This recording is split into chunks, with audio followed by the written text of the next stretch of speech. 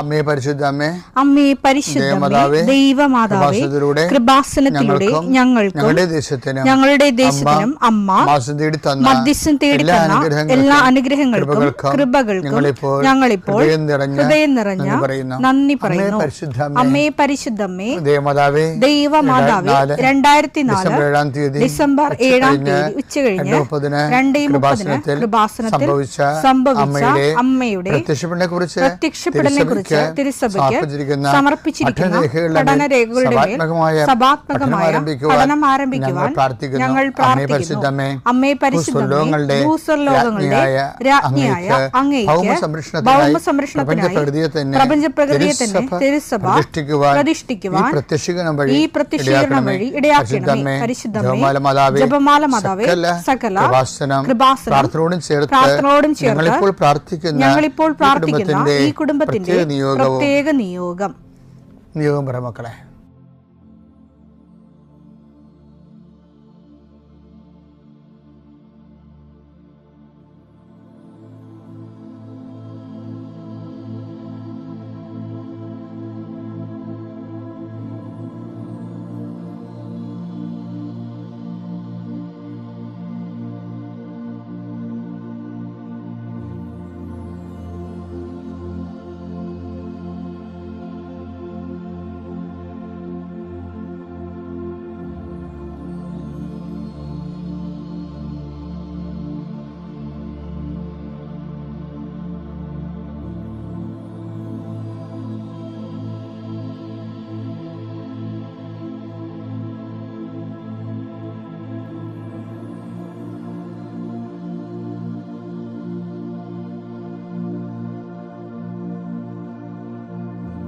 അമ്മയുടെ പ്രത്യക്ഷീകരണത്തിന്റെ ഈ അനുഗ്രഹവേളയിൽ ഞങ്ങൾക്ക് സാധിച്ചു തരുവാൻ കനിയണമേ.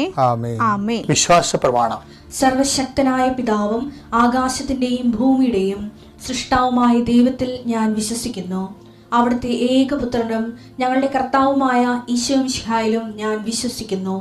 ഈ പുത്രൻ പരിശുദ്ധാത്മാവിനാൽ ഗർഭസ്ഥനായി കന്യകാമറിയത്തിൽ നിന്ന് പിറന്ന് പൊന്തിയോസ് പീലാത്തോസിന്റെ കാലത്ത് പീഡകൾ സഹിച്ച് കുരിശിൽ തറയ്ക്കപ്പെട്ട് മരിച്ച് അടക്കപ്പെട്ട് പാതാളങ്ങളിൽ ഇറങ്ങി മരിച്ചവരുടെ ഇടയിൽ നിന്ന് 3-ാം നാൾ ഉയർത്ത് സ്വർഗത്തിലേക്ക് എഴുന്നള്ളി സർവശക്തിയുള്ള പിതാവായ ദൈവത്തിന്റെ വലതുഭാഗത്തിരിക്കുന്നു. അവിടെ നിന്ന് ജീവിക്കുന്നവരെയും മരിച്ചവരെയും വിധിക്കുവാൻ വരുമെന്നും ഞാൻ വിശ്വസിക്കുന്നു. പരിശുദ്ധാത്മാവിലും ഞാൻ വിശ്വസിക്കുന്നു. വിശുദ്ധ കത്തോലിക്കാ സഭയിലും പുണ്യവാന്മാരുടെ ഐക്യത്തിലും പാപങ്ങളുടെ മോചനത്തിലും ശരീരത്തിന്റെ ഉയർപ്പിലും നിത്യമായ ജീവിതത്തിലും ഞാൻ വിശ്വസിക്കുന്നു. ആമേൻ. സുഖസ്ഥനായ ഞങ്ങളുടെ പിതാവേ, അങ്ങയുടെ നാമം പൂജിതമാകണമേ. അങ്ങയുടെ രാജ്യം വരണമേ. അങ്ങയുടെ തിരുമനസ് സ്വർഗത്തിലെ പോലെ ഭൂമിയിലും ആകണമേ. അന്നു വേണ്ടുന്ന ആഹാരം ഇന്ന് ഞങ്ങൾക്ക് തരണമേ. ഞങ്ങളോട് തെറ്റ് ചെയ്യുന്നവരോട് ഞങ്ങൾ ക്ഷമിക്കുന്നത് പോലെ ഞങ്ങളുടെ തെറ്റുകൾ ഞങ്ങളോടും ക്ഷമിക്കണമേ. ഞങ്ങളെ പ്രലോഭനത്തിൽ ഉൾപ്പെടുത്തരുതേ, തിന്മയിൽ ഞങ്ങൾ രക്ഷിക്കണമേ. ആമേൻ. നന്മ നിറഞ്ഞ മറിയമേ, സ്വസ്തി. കർത്താവ് അങ്ങയുടെ കൂടെ സ്ത്രീകളിൽ അങ്ങ് അനുഗ്രഹിക്കപ്പെട്ടവളാകുന്നു. അങ്ങയുടെ ഉദരത്തിൻ ഫലമായി ഈശോ അനുഗ്രഹിക്കപ്പെട്ടവനാകുന്നു. പരിശുദ്ധ മറിയമേ, തമ്പുരാന്റെ അമ്മേ, പാപികളായ ഞങ്ങൾക്ക് വേണ്ടി ഇപ്പോഴും ഞങ്ങളുടെ മരണസമയത്തും തമ്പുരാനോട് അപേക്ഷിക്കണമേ. ആമേൻ.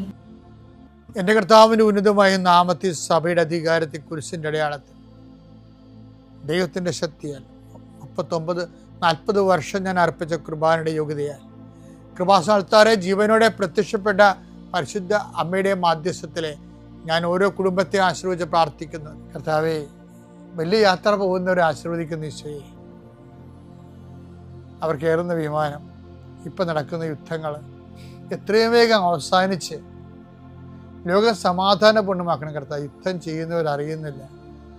എത്രയോ മനുഷ്യരുടെ യാത്ര മുടങ്ങി, എത്രയോ മനുഷ്യർ ജീവിതം തീർന്നു, എത്രയോ മനുഷ്യർ ഇനി ഒരു കാലത്തും പൊങ്ങി വരാത്ത രീതിയിൽ അവരുടെ ബിസിനസ് തകർന്നു, അവരുടെ ജീവിതത്തിൻ്റെ താളം തെറ്റി ജീവിതത്തിന് ഭ്രാന്തി പിടിച്ച പോലെയാകുന്നു. കർത്താവേ, അങ്ങനെയുള്ള എല്ലാ തിന്മകളിൽ നിന്നും യുദ്ധം മൂലം ഉണ്ടാകുന്ന കെടുതികളിൽ നിന്നും കർത്താവിൻ്റെ നാമത്തിൽ നിങ്ങൾ സംരക്ഷിക്കപ്പെടട്ടെ. കർത്താവിൻ്റെ വിശുദ്ധ രക്തം നിങ്ങളുടെ മേൽ തളിക്കപ്പെടട്ടെ. ഉച്ചമുതൽ ഉള്ളംകാലം വരെ കർത്താവിൻ്റെ വിശുദ്ധ രക്തം തളിക്കപ്പെടട്ടെ. രോഗങ്ങൾ, പീഡകൾ, സങ്കടങ്ങൾ, ഒറ്റപ്പെടുത്തലുകൾ, വൈവാഹിക തടസ്സങ്ങൾ, വൈവാഹിക കേസുകൾ എത്രയും വേഗം എല്ലാം തീർന്ന് നിങ്ങളുടെ ജീവിതം സമാധാനത്തിൻ്റെ തുറമുഖത്തേക്ക് എത്തട്ടെ എന്ന് പ്രാർത്ഥിക്കുന്നു. നിങ്ങൾ കാത്തിരിക്കുന്ന ഉത്കണ്ഠകൾ, നിങ്ങളെ തേടിയെത്തുന്ന എല്ലാവിധ വിഷമതകളും കർത്താവ് ഏറ്റെടുക്കട്ടെ എന്ന് പ്രാർത്ഥിക്കുന്നു. ഗർഭിണികളെ ആശ്രയിച്ച് പ്രാർത്ഥിക്കുന്നു. പിരിഞ്ഞു നിൽക്കുന്ന മാതാപിതാക്കന്മാരെ, ഭാര്യാഭർത്താക്കന്മാരെ സമർപ്പിച്ച് പ്രാർത്ഥിക്കുന്നു. കുഞ്ഞുങ്ങളില്ലാത്ത സംബന്ധിച്ച് പ്രാർത്ഥിക്കുന്നു. വീട്, ജോലി, വിവാഹം, വെള്ളം, വെളിച്ചം, വഴി ഇതൊന്നുമില്ലാതെ വേദനിച്ച് കഴിയുന്നവരെ, ആശുപത്രിയിൽ പോലും കൊണ്ടുപോകാൻ പറ്റാത്തത് അക്കിടിലായപ്പോരുണ്ട്. റോഡില്ലാത്ത സ്ഥലങ്ങളിൽ പെട്ടുപോരുണ്ട്. വാഹനം എത്തുവരാത്ത സ്ഥലങ്ങളിൽ പെട്ടുപോരുണ്ട്. അത് വിട്ടുമാറാൻ ആഗ്രഹിക്കുന്നവരുണ്ട്. കർത്താവേ, എല്ലാം നിന്നെ ഏൽപ്പിക്കുന്നു.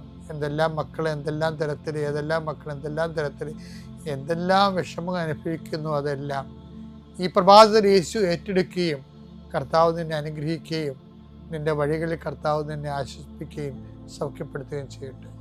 നിത്യം പിതാപുത്രനും പരിശുദ്ധാത്മാവിനെ നീക്കുവാമേ. 1 യോഹന്നാൻ 5:4 എന്തെന്നാൽ ദൈവത്തിൽ നിന്ന് ജനിച്ച ഏവനും ലോകത്തെ കീഴടക്കുന്നു. ലോകത്തിന്മേലുള്ള വിജയം ഇതാണ് നമ്മുടെ വിശ്വാസം. ഞാൻ എപ്പോഴും നിങ്ങളെ നിർബന്ധിച്ച് പഠിപ്പിക്കുന്ന ഒരു സാധനമാണിത്. വിശ്വാസം എന്തിനുള്ളതാണെന്ന് പറയുന്നുണ്ട്. വിശ്വാസത്തിൻ്റെ പ്രാഥമിക പാഠങ്ങളൊക്കെ ഉണ്ട്. എന്താണ്?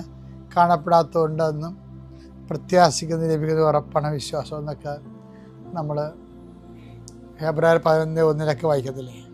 അതല്ല ഇത്. ഇത്തിരി കൂടിയ വിഷയമാണ്. ലോകത്തിന് മേലുള്ള നമ്മുടെ വിജയം, അതാണ് വിശ്വാസം. ലോകത്തിൻ്റെ മേലുള്ള വിജയം വെച്ചുകൊണ്ടാണ്. ലോകമെന്ന് പറഞ്ഞാൽ എന്താണ്? കർത്താവ് പറയത്തില്ല, ഈ ആത്മാവിനെ സ്വീകരിക്കാൻ ലോകത്തിന് പറ്റത്തില്ലെന്ന്. യോഹന്നാൻ 14:17 ഈ സത്യാത്മാവിനെ സ്വീകരിക്കാൻ ലോകത്തിന് സാധിക്കുകയില്ല. ബൈബിളില് ലോകം എന്ന് പറയുമ്പോൾ അതിൻ്റെ അകത്ത് ഒരർത്ഥം ജഡത്തിന്റെ വ്യാപാരങ്ങളാണ്. ജഡത്തിന്റെ വ്യാപാരങ്ങൾ എന്തൊക്കെയാണ്? ഗലാത്യൻസ് 5:19 ജഡത്തിന്റെ വ്യാപാരങ്ങൾ എല്ലാവർക്കും അറിയാം. അവ വ്യഭിചാരം, അശുദ്ധി, ദുർവൃത്തി, വിഗ്രഹാരാധന, ആഭിചാരം, ശത്രുത, കലഹം, അസൂയ, കോപം, മാത്സര്യം, ഭിന്നത, വിഭാഗീയ ചിന്ത, വിദ്വേഷം, മദ്യപാനം, മധുരോത്സവം ഇവയും ഈ ദൃശ്യമായ മറ്റു പ്രവൃത്തികളുമാണ്. നമ്മൾ 1 യോഹന്നാൻ 5:4 അല്ലേ തുടങ്ങിയത്? എന്താണ്? ലോകത്തിൻ്റെ മേലുള്ള നമ്മുടെ വിജയം, അതാണ് നമ്മുടെ വിശ്വാസം തന്നെ. അപ്പം വിശ്വാസത്തിൻ്റെ പ്രവൃത്തികൾ തന്നെയാണ് എന്താണ്? ഈ ജഡത്തിൻ്റെ വ്യാപാരങ്ങൾ ആണ് ലോകമെന്ന് പറയുന്ന ഒരർത്ഥം. അതെന്തൊക്കെയാണ്? ജഡത്തിൻ്റെ വ്യാപാരങ്ങൾ എല്ലാവർക്കും അറിയാമെന്ന് പറയണത്. ആദിമസഭയിൽ ജഡത്തിൻ്റെ വ്യാപാരങ്ങളെക്കുറിച്ച് പൊതുവെ ഒരു ധാരണയുണ്ട്. അവർ ന്യായസ്ഥാനത്തിന് മുമ്പ് അതൊക്കെ ഉപേക്ഷിച്ചതാണ്. ആഭിചാരം, വ്യഭിചാരം, അശുദ്ധി, ദുർവൃത്തി, വിഗ്രഹാരാധന, അഹങ്കാരം, മത്സരം, ഇങ്ങനെയുള്ള എല്ലാ സംഭവവും രോഗമാണ്. ഇതിൻ്റെ മേൽ വിജയം കൈവരിക്കുമ്പോഴാണ് നമ്മൾ വിശ്വാസിയാകണത്. നമ്മുടെ പുരുഷൻ്റെ വഴികളും അതുപോലെ തന്നെയുള്ള ഉപവിപ്രവർത്തനങ്ങളും ഒക്കെ ചെയ്യുമ്പോൾ നമുക്ക് നമ്മുടെ ഉള്ളിലുള്ള ലോകത്തെ നമുക്ക് ജയിക്കാൻ പറ്റുന്നുണ്ടോ എന്ന് നമ്മൾ ശ്രദ്ധിച്ചില്ലെങ്കിൽ നമ്മൾ ചെയ്യുന്ന കാര്യങ്ങളെല്ലാം വേണ്ടത്ര ഫലം പ്രഭവിക്കാതെ വരും. ഓരോ കാലം ചെല്ലും തോറും നമ്മൾ വിശ്വാസത്തിൽ വളരണം. എങ്ങനെയാണ്? വിശ്വസിച്ച് ഓരോ കാര്യം സാധിച്ചെടുക്കുകയല്ല ചെയ്യണത്, മറിച്ച് നമ്മളിലുള്ള അധമവാസനകളെ ലോകത്തെ ജയിക്കണം. കർത്താവ് ജയിച്ചു, ലോകത്തെ ജയിച്ചതാണ്. ലോകത്തിന് മേലുള്ള നമ്മുടെ വിജയം, അതാണ് നമ്മുടെ വിശ്വാസം. ക്രിസ്തു യൂദാസിൻ്റെ മേൽ വിജയം കൈവരിക്കേണ്ടത് അങ്ങനെയാണ്. അവൻ ഉയർത്തിയ ലോകത്തിൻ്റെ മേൽ കർത്താവ് സുവിശേഷ വിജയം കൈവരിക്കും. സ്വന്തം പുനരുത്ഥാനത്തിന് താൻ തന്നെ സാക്ഷിയാകണം. ഒരു വലിയൊരു സംഭവമാണത്. ഇത് നമുക്ക് വിശ്വാസത്തിന് വെല്ലുവിളിയാണ്. ഈശോയുടെ ജീവിതം. പുത്രനായ ഈശോയ്ക്കും പരിശുദ്ധ അമ്മയ്ക്കും സ്തുതിയായിരിക്കട്ടെ. എൻ്റെ പേര് മേരി ജെയിൻ. ഞാൻ 2019 ആദ്യമായി ഇവിടെ വന്ന് ഉടമ്പടി എടുത്തത്. അന്ന് മുതൽ ഇന്ന് വരെ ഞാൻ ഉടമ്പടിയിലാണ് ജീവിക്കുന്നത്. ഇത് എൻ്റെ 16ാമത്തെ ഉടമ്പടി പുതുക്കലാണ്. ഞാൻ ഈ നാളെത്രയും എനിക്ക് ഈ ഉടമ്പടികളിലൂടെ ലഭിച്ച അനുഗ്രഹങ്ങളാണ് ഞാൻ ആദ്യം പറയുന്നത്. വെഞ്ചിരിച്ച ഉടമ്പടി ഉപ്പ് ഉപയോഗിച്ച് ലഭിച്ച അനുഗ്രഹമാണ് ഞാൻ ആദ്യം സാക്ഷ്യപ്പെടുത്തുന്നത്. ഞങ്ങളുടെ വീട് റോഡരികിലാണ്. കാണ പോകുന്നതിന് കുറച്ച് താഴെയാണ് ഞങ്ങളുടെ റോഡ് സ്ഥിതി ചെയ്യുന്നത്. അതുകൊണ്ട് തന്നെ മഴ പിടിച്ചു കഴിയുമ്പോൾ കാണയിൽ വെള്ളം നിറയുകയും ഞങ്ങളുടെ റോട്ടിലേക്ക് ഇത് വലിയ പ്രവാഹമായിട്ട് ഒഴുകി വരികയും ഈ മലിനജലം ഞങ്ങളൊരു 10 വീട്ടുകാരുണ്ട് അവിടെ എല്ലാവരുടെയും വീടുകളിൽ തന്നെ ഇത് കയറുകയും ഭയങ്കരം അവിടെ നിന്ന് മാറി താമസിക്കേണ്ടി വരികയും ചെയ്യുന്നു. ഞങ്ങൾ ആലുവയിൽ പറവൂർക്കവലയിലാണെങ്കിലും ഈ പ്രശ്നം ഞങ്ങളെ വലുതായി അലട്ടിക്കൊണ്ടിരിക്കുന്നു. ഞങ്ങളവിടെ വീട് വാങ്ങി താമസിക്കുന്നത് 1992 മുതൽ താമസിക്കുന്നതാണ്. ഈ നാളത്രയും കഴിഞ്ഞ വർഷം ഭയങ്കരമായ വെള്ളം, ഒരുപാട് മഴ തോരാതെ പെയ്തുകൊണ്ട് ഭയങ്കര പ്രശ്നമായി. വെള്ളം എല്ലായിടത്തും കയറി. അത് ഈ മലിനജലമാണ് കയറുന്നത്. അതിന് ഒരു പരിഹാരമില്ലാതെ വിഷമിച്ച് ഏറ്റവും അവസാനം ഞങ്ങൾ കളക്ടറുടെ പ്രത്യേക അനുവാദം വാങ്ങി കാണയിലേക്ക് വെള്ളം ഒഴുകിപ്പോകുന്ന ഒരു വഴിയുണ്ട്. അത് തുറന്ന് നോക്കാൻ ഓർഡറിട്ട് അവിടെ ചെന്ന് തുറന്ന് കഴിഞ്ഞപ്പോൾ ഈ കേബിളുകൾ, ഫോണിൻ്റെ കേബിളുകളെല്ലാം പോയിട്ട് അതിലൂടെ ഒരു തുള്ളി വെള്ളം പോലും അങ്ങോട്ട് പോകുന്നില്ല. അപ്പം റോഡിൻ്റെ അപ്പുറത്തെ സൈഡ് അവർ പോയി തുറന്നു. അവിടെയും അത് തന്നെ സ്ഥിതി. അവർ ക്ലീൻ ചെയ്യാമെന്ന് പറഞ്ഞ് ഈ തുറന്നതെല്ലാം മൂടാൻ തുടങ്ങിയാണ്. അപ്പം ഞാൻ ഈ ഉടമ്പടിയിലായിരിക്കുമ്പോൾ എവിടെ പോയാലും എൻ്റെ കയ്യിൽ ഉടമ്പടി ഉപ്പുണ്ടാകും. ഞാൻ എൻ്റെ കയ്യിൽ അതെടുത്തിട്ടുണ്ടായിരുന്നു. എനിക്ക് ഭയങ്കര സങ്കടമായി. അവരത് മൂടിക്കഴിഞ്ഞ് പോയാൽ എന്തു ചെയ്യും?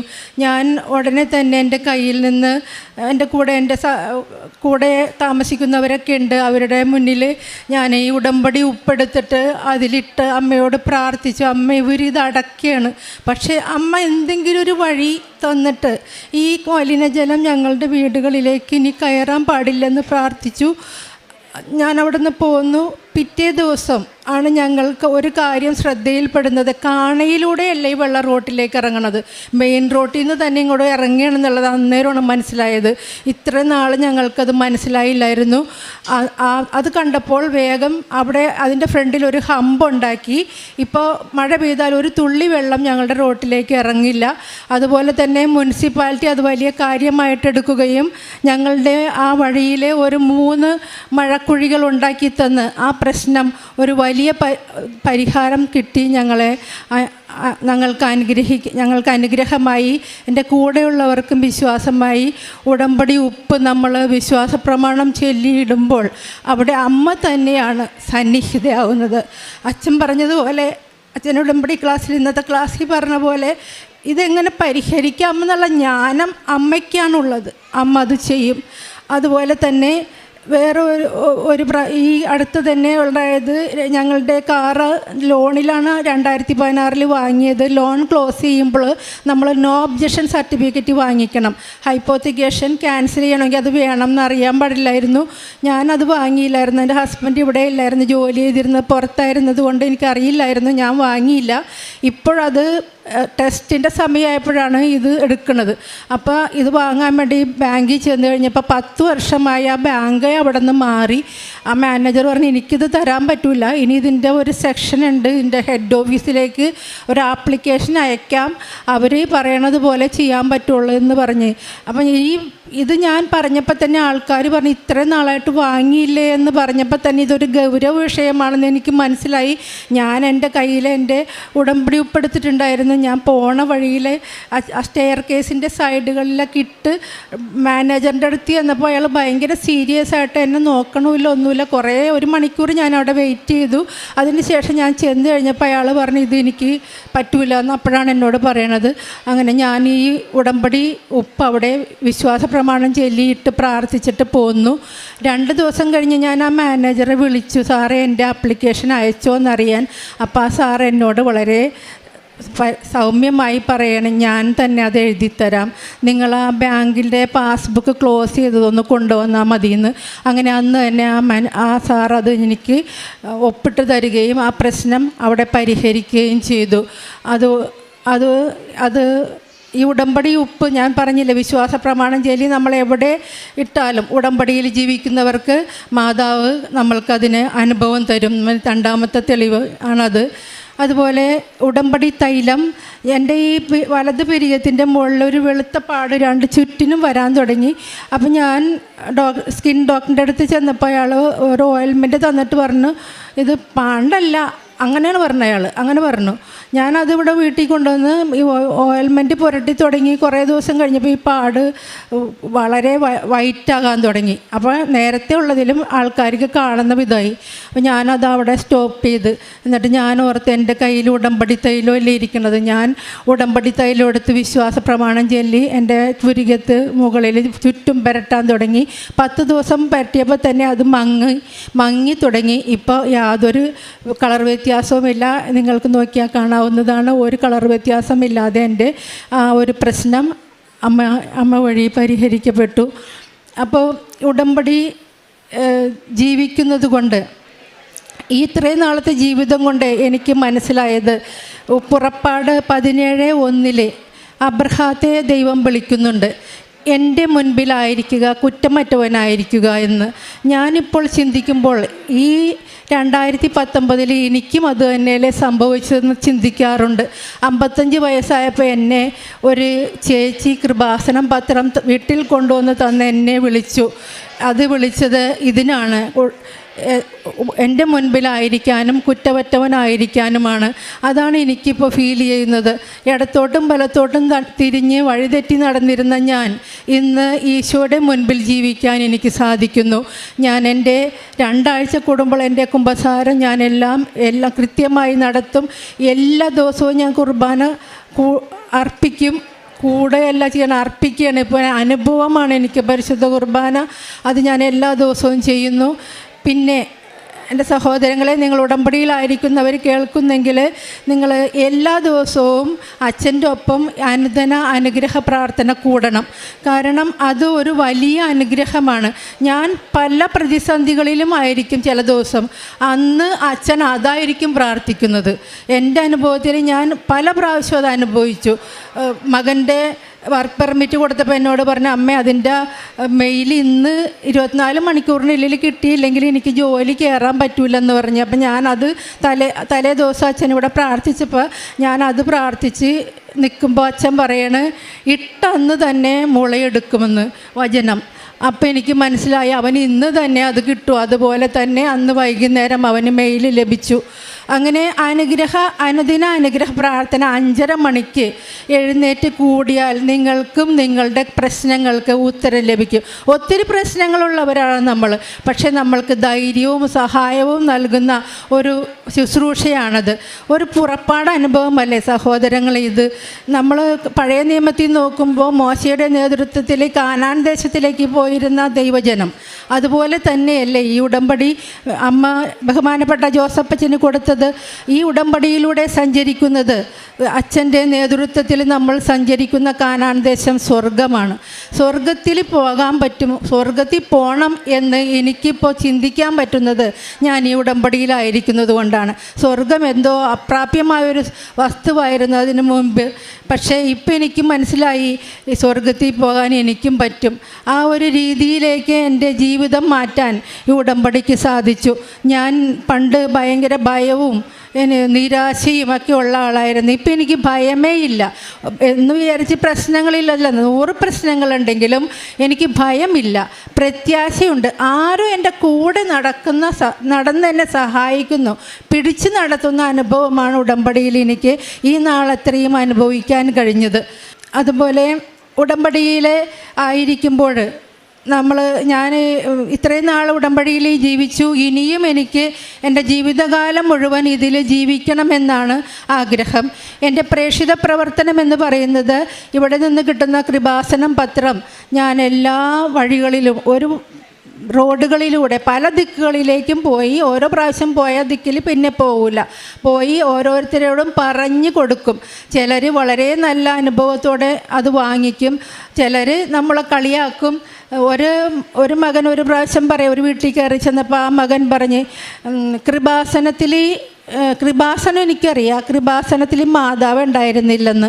അത് പഴയ നിയമത്തിലെ കൃപാസനം അയാളപ്പോൾ വായിക്കുന്ന ആളാണെന്ന് എനിക്ക് മനസ്സിലായി. അപ്പം ഞാൻ ആ ചേട്ടനോട് പറഞ്ഞ്, ശരിയാണ് ചേട്ടാ, പക്ഷേ കലവൂര ആലപ്പുഴയിലെ കൃപാസനത്തിൽ അമ്മയുണ്ട്, ചേട്ടൻ പോയി നോക്കിയാൽ അറിയാൻ പറ്റും എന്ന് പറഞ്ഞ് ഞാൻ അവിടെ നിന്ന് പോന്നു. അതുപോലെ ഒരു പ്രാവശ്യം ഒരു ചെറിയ യുവാവ് എൻ്റെ അടുത്ത് വന്ന് പറഞ്ഞ്, ചേച്ചി എനിക്കൊരു 6 പേപ്പർ തന്നെ, കാരണം എൻ്റെ കൂട്ടുകാർക്കൊക്കെ ഇത് കിട്ടാൻ വളരെ ബുദ്ധിമുട്ടാണെന്ന് പറഞ്ഞിട്ട് ഞാൻ 6 പേപ്പർ അവർക്ക് കൊടുത്തു. അതുപോലെ നല്ല അനുഭവവും ചീത്ത അനുഭവവും കളിയാക്കലും പലതും കേൾക്കാറുണ്ട്. പക്ഷെ അതൊന്നും എനിക്കൊരു വിഷയമല്ല. ആദ്യം ഞാൻ ഇതെങ്ങനെ കൊടുക്കുമെന്ന് ഓർത്തിരുന്ന ഞാൻ ഇന്ന് ഒരു ഉടമ്പടിയിൽ 9 കെട്ട് പേപ്പർ മിനിമമാണ്. അത് 11ഉം 20ഉം കെട്ടും വരെ കൊടുത്ത ഉടമ്പടികൾ എനിക്കുണ്ടായിട്ടുണ്ട്. ഞാൻ കന്നഡയിലും ഇംഗ്ലീഷിലും ഒക്കെ പേപ്പർ കൊടുത്തിട്ടുണ്ട്. കന്നഡയിൽ മോൻ പഠിച്ചിരുന്ന സമയത്ത് അവിടെയുള്ള പേപ്പർ കന്നഡ പള്ളികളിലും ആൾക്കാർക്കും ആശുപത്രികളിലൊക്കെ കൊടുത്തിട്ടുണ്ട്, ഇംഗ്ലീഷിലും കൊടുത്തിട്ടുണ്ട്. എനിക്ക് അതൊരു വലിയ ഹരം. ഇപ്പം ഇന്ന് ഇവിടെ നിന്ന് പേപ്പർ വാങ്ങിയാൽ ഞാൻ നാളെ തന്നെ അത് കൊടുക്കാൻ ഇറങ്ങിയാണ്, ബാക്കി കാര്യം അവിടെ കിടക്കും. എന്നിട്ട് ഞാൻ ഒരു പ്രാവശ്യം എൻ്റെ ഹസ്ബൻഡ് ഹാർട്ട് ഓപ്പറേഷൻ കഴിഞ്ഞ് വീട്ടിൽ കൊണ്ടുവന്ന് കിടത്തിയേക്കാണ്. ഞാൻ ഈ ഉടമ്പടി പേപ്പർ തലേ ദിവസം ഒന്ന് പുതുക്കിയതാണ്. അപ്പം അമ്മ എന്നെ ഓർമ്മിപ്പിച്ച് ഈ മനുഷ്യനെ കൊണ്ടുപോയി ഞാൻ ഹെൽത്ത് ചെക്കപ്പ് നടത്തി വന്നപ്പോൾ ബ്ലോക്ക് ഉണ്ട്. അങ്ങനെ ഓപ്പറേഷൻ കഴിഞ്ഞ് പിറ്റേ ദിവസം ഞാൻ ഈ മനുഷ്യനെ അവിടെ കിടത്തിയിട്ട് എൻ്റെ ഉടമ്പടി പത്രം കൊടുക്കാൻ പോയി. 1.5 മണിക്കൂർ കൊണ്ട് ഞാൻ ഒരു റോട്ടിൽ കൂടെ നടന്ന് ഇത് കൊടുത്ത് തിരിച്ചു പോകുന്നു. അതൊരു വലിയ ഹരമാണ് എനിക്ക്. ഒത്തിരി മക്കൾ അതിലൂടെ രക്ഷപ്പെടുന്നുണ്ട്, ഒത്തിരി മക്കൾ അതിലൂടെ ദൈവസ്നേഹം അറിയുന്നുണ്ട് എന്ന് എനിക്കറിയാം. ഞാൻ അതുകൊണ്ടാണ് ഇന്നിവിടെ നിൽക്കുന്നത്. അതുപോലെ എൻ്റെ കാരുണ്യ പ്രവൃത്തി എന്ന് പറയുന്നത്, ഞാൻ കാരുണ്യ പ്രവർത്തനത്തിന് പോകുന്നത് ഒരു അസീസി ഭവൻ കോട്ടപ്പുറം രൂപതയുടെ കീഴിലുള്ള ഒരു ഓൾഡ് ഏജ് ഹോമാണ്. അവിടെയുള്ള മക്കൾ മാനസികമായും ശാരീരികമായും വൈകല്യം അനുഭവിക്കുന്ന വൃദ്ധരായ ആൾക്കാരും ചെറുപ്പക്കാരും ഉണ്ട്. അവർക്ക് മാനസികമായും വൈകല്യമുണ്ട്. അവരെ ശുശ്രൂഷിക്കാൻ ഞാൻ എല്ലാ ആഴ്ചയിലും പോകും. അവരെ ഡയപ്പറൊക്കെ കെട്ടിയാണ് നമ്മൾ കിടത്തണത്. പിറ്റേ ദിവസം പോയി അവരെ കുളിപ്പിക്കും. അവരുടെ എല്ലാ വൃത്തികേടുകളായിട്ടായിരിക്കും കിടക്കണം, എന്നാലും അവരെല്ലാം കുളിപ്പിച്ച് അവരുടെ ആ ഒരു ചിരിയുണ്ടല്ലോ, അത് കാണുമ്പോൾ നമുക്ക് ഭയങ്കര ഒരു അനുഭവം, ഇത്രയും നാൾ നമ്മൾ ജീവിതത്തിൽ അനുഭവിക്കാത്തൊരു അനുഭൂതിയാണ്. ചില സമയത്ത് എനിക്ക് സങ്കടം വരാറുണ്ട്, ഈശോയുടെ ഒരവസ്ഥ എന്നെനിക്ക് തോന്നാറുണ്ട്. ആരും നോക്കാതെ അവിടെ കൊണ്ടുവന്ന് നിർത്തിയിരിക്കുന്നവരാണ് അവർ. അതുപോലെ അവിടെ ഉള്ള സിസ്റ്റേഴ്സ് അവർക്ക് പണം ലഭിക്കാൻ ഒരു മാർഗമില്ലാത്തവരാണ്. വേറെ ഒരു വിദ്യാഭ്യാസ സ്ഥാപനം അങ്ങനെയൊന്നുമില്ല. അപ്പം നമ്മളെപ്പോലെയുള്ള മക്കൾ ദശാംശവും നമ്മുടെ ശരീരം കൊണ്ടുള്ള അധ്വാനവും ഒക്കെയാണ് അവർക്ക് കൊടുക്കാൻ പറ്റുന്നത്. അപ്പം ഞാൻ അവർക്ക് സാധനങ്ങൾ വാങ്ങിക്കൊടുത്തും സഹായിക്കാറുണ്ട്. ഞാൻ അവിടുത്തെ ഒരു ആളായി തീർന്നേക്കാണ് ഇപ്പോൾ. എൻ്റെ ഹസ്ബൻഡും എൻ്റെ കൂടെ വരും, എൻ്റെ മോനുണ്ടായിരുന്നപ്പോൾ അവനും വരും. ഞങ്ങൾ കുടുംബത്തോടെ അവിടെ ശുശ്രൂഷ ചെയ്യുന്നവരാണ്. പിന്നെ പഠിക്കാൻ കഴിവില്ലാത്ത 2 മക്കളെ ഞാൻ പഠനത്തിൻ്റെ ഫീസ് കൊടുത്ത് സഹായിക്കുന്നുണ്ട്. 3-4 പേർക്ക് മാസം മരുന്ന് വാങ്ങാൻ വിധവകളായവരെ സഹായിക്കുന്നുണ്ട്. ഇതൊക്കെ എൻ്റെ ഒറ്റ കൈ കൊണ്ടുള്ള പൈസയല്ല, ഞാൻ ആൾക്കാരോടൊക്കെ ചോദിച്ച് നല്ല മനസ്സുള്ളവരെ സഹായിക്കും. അങ്ങനെ ഞാൻ അവർക്ക് ചെയ്തു കൊടുക്കുന്നു. അതൊക്കെയാണ് എൻ്റെ കാരുണ്യ പ്രവൃത്തികൾ. ഇനി എല്ലാത്തിനും മാതാവിനും ഈശോയ്ക്കും ഞാൻ നന്ദി പറയുന്നു. ഇനിയുള്ള ജീവിതവും ഈ ഉടമ്പടിയിൽ ജീവിക്കണമെന്ന് ഞാൻ ആഗ്രഹിക്കുന്നു. കഴിഞ്ഞ ചൊവ്വാഴ്ച അച്ഛൻ പറഞ്ഞ് ക്ലാസ്സിൽ യോഹന്നാൻ 15:16 ഞാൻ നിങ്ങളെ തിരഞ്ഞെടുക്കുകയല്ല, നിങ്ങളെ ഞാൻ തിരഞ്ഞെടുക്കുകയാണ് ചെയ്തത്. അത് ഫലം പുറപ്പെടുവിക്കുന്നതിനും ആ ഫലം നിങ്ങളിൽ നിലനിൽക്കുന്നതിനും വേണ്ടിയാണെന്ന് പറഞ്ഞതോടുകൂടി എൻ്റെ ഉത്തരവാദിത്തം അവസാനിക്കുന്നില്ല. എൻ്റെ ജീവിത അവസാനം വരെ ഇത് ഉത്തരവാദിത്തപ്പെടുത്തിയേക്കണമെന്നുള്ള ബോധ്യം കൂടി എനിക്ക് ലഭിച്ചു.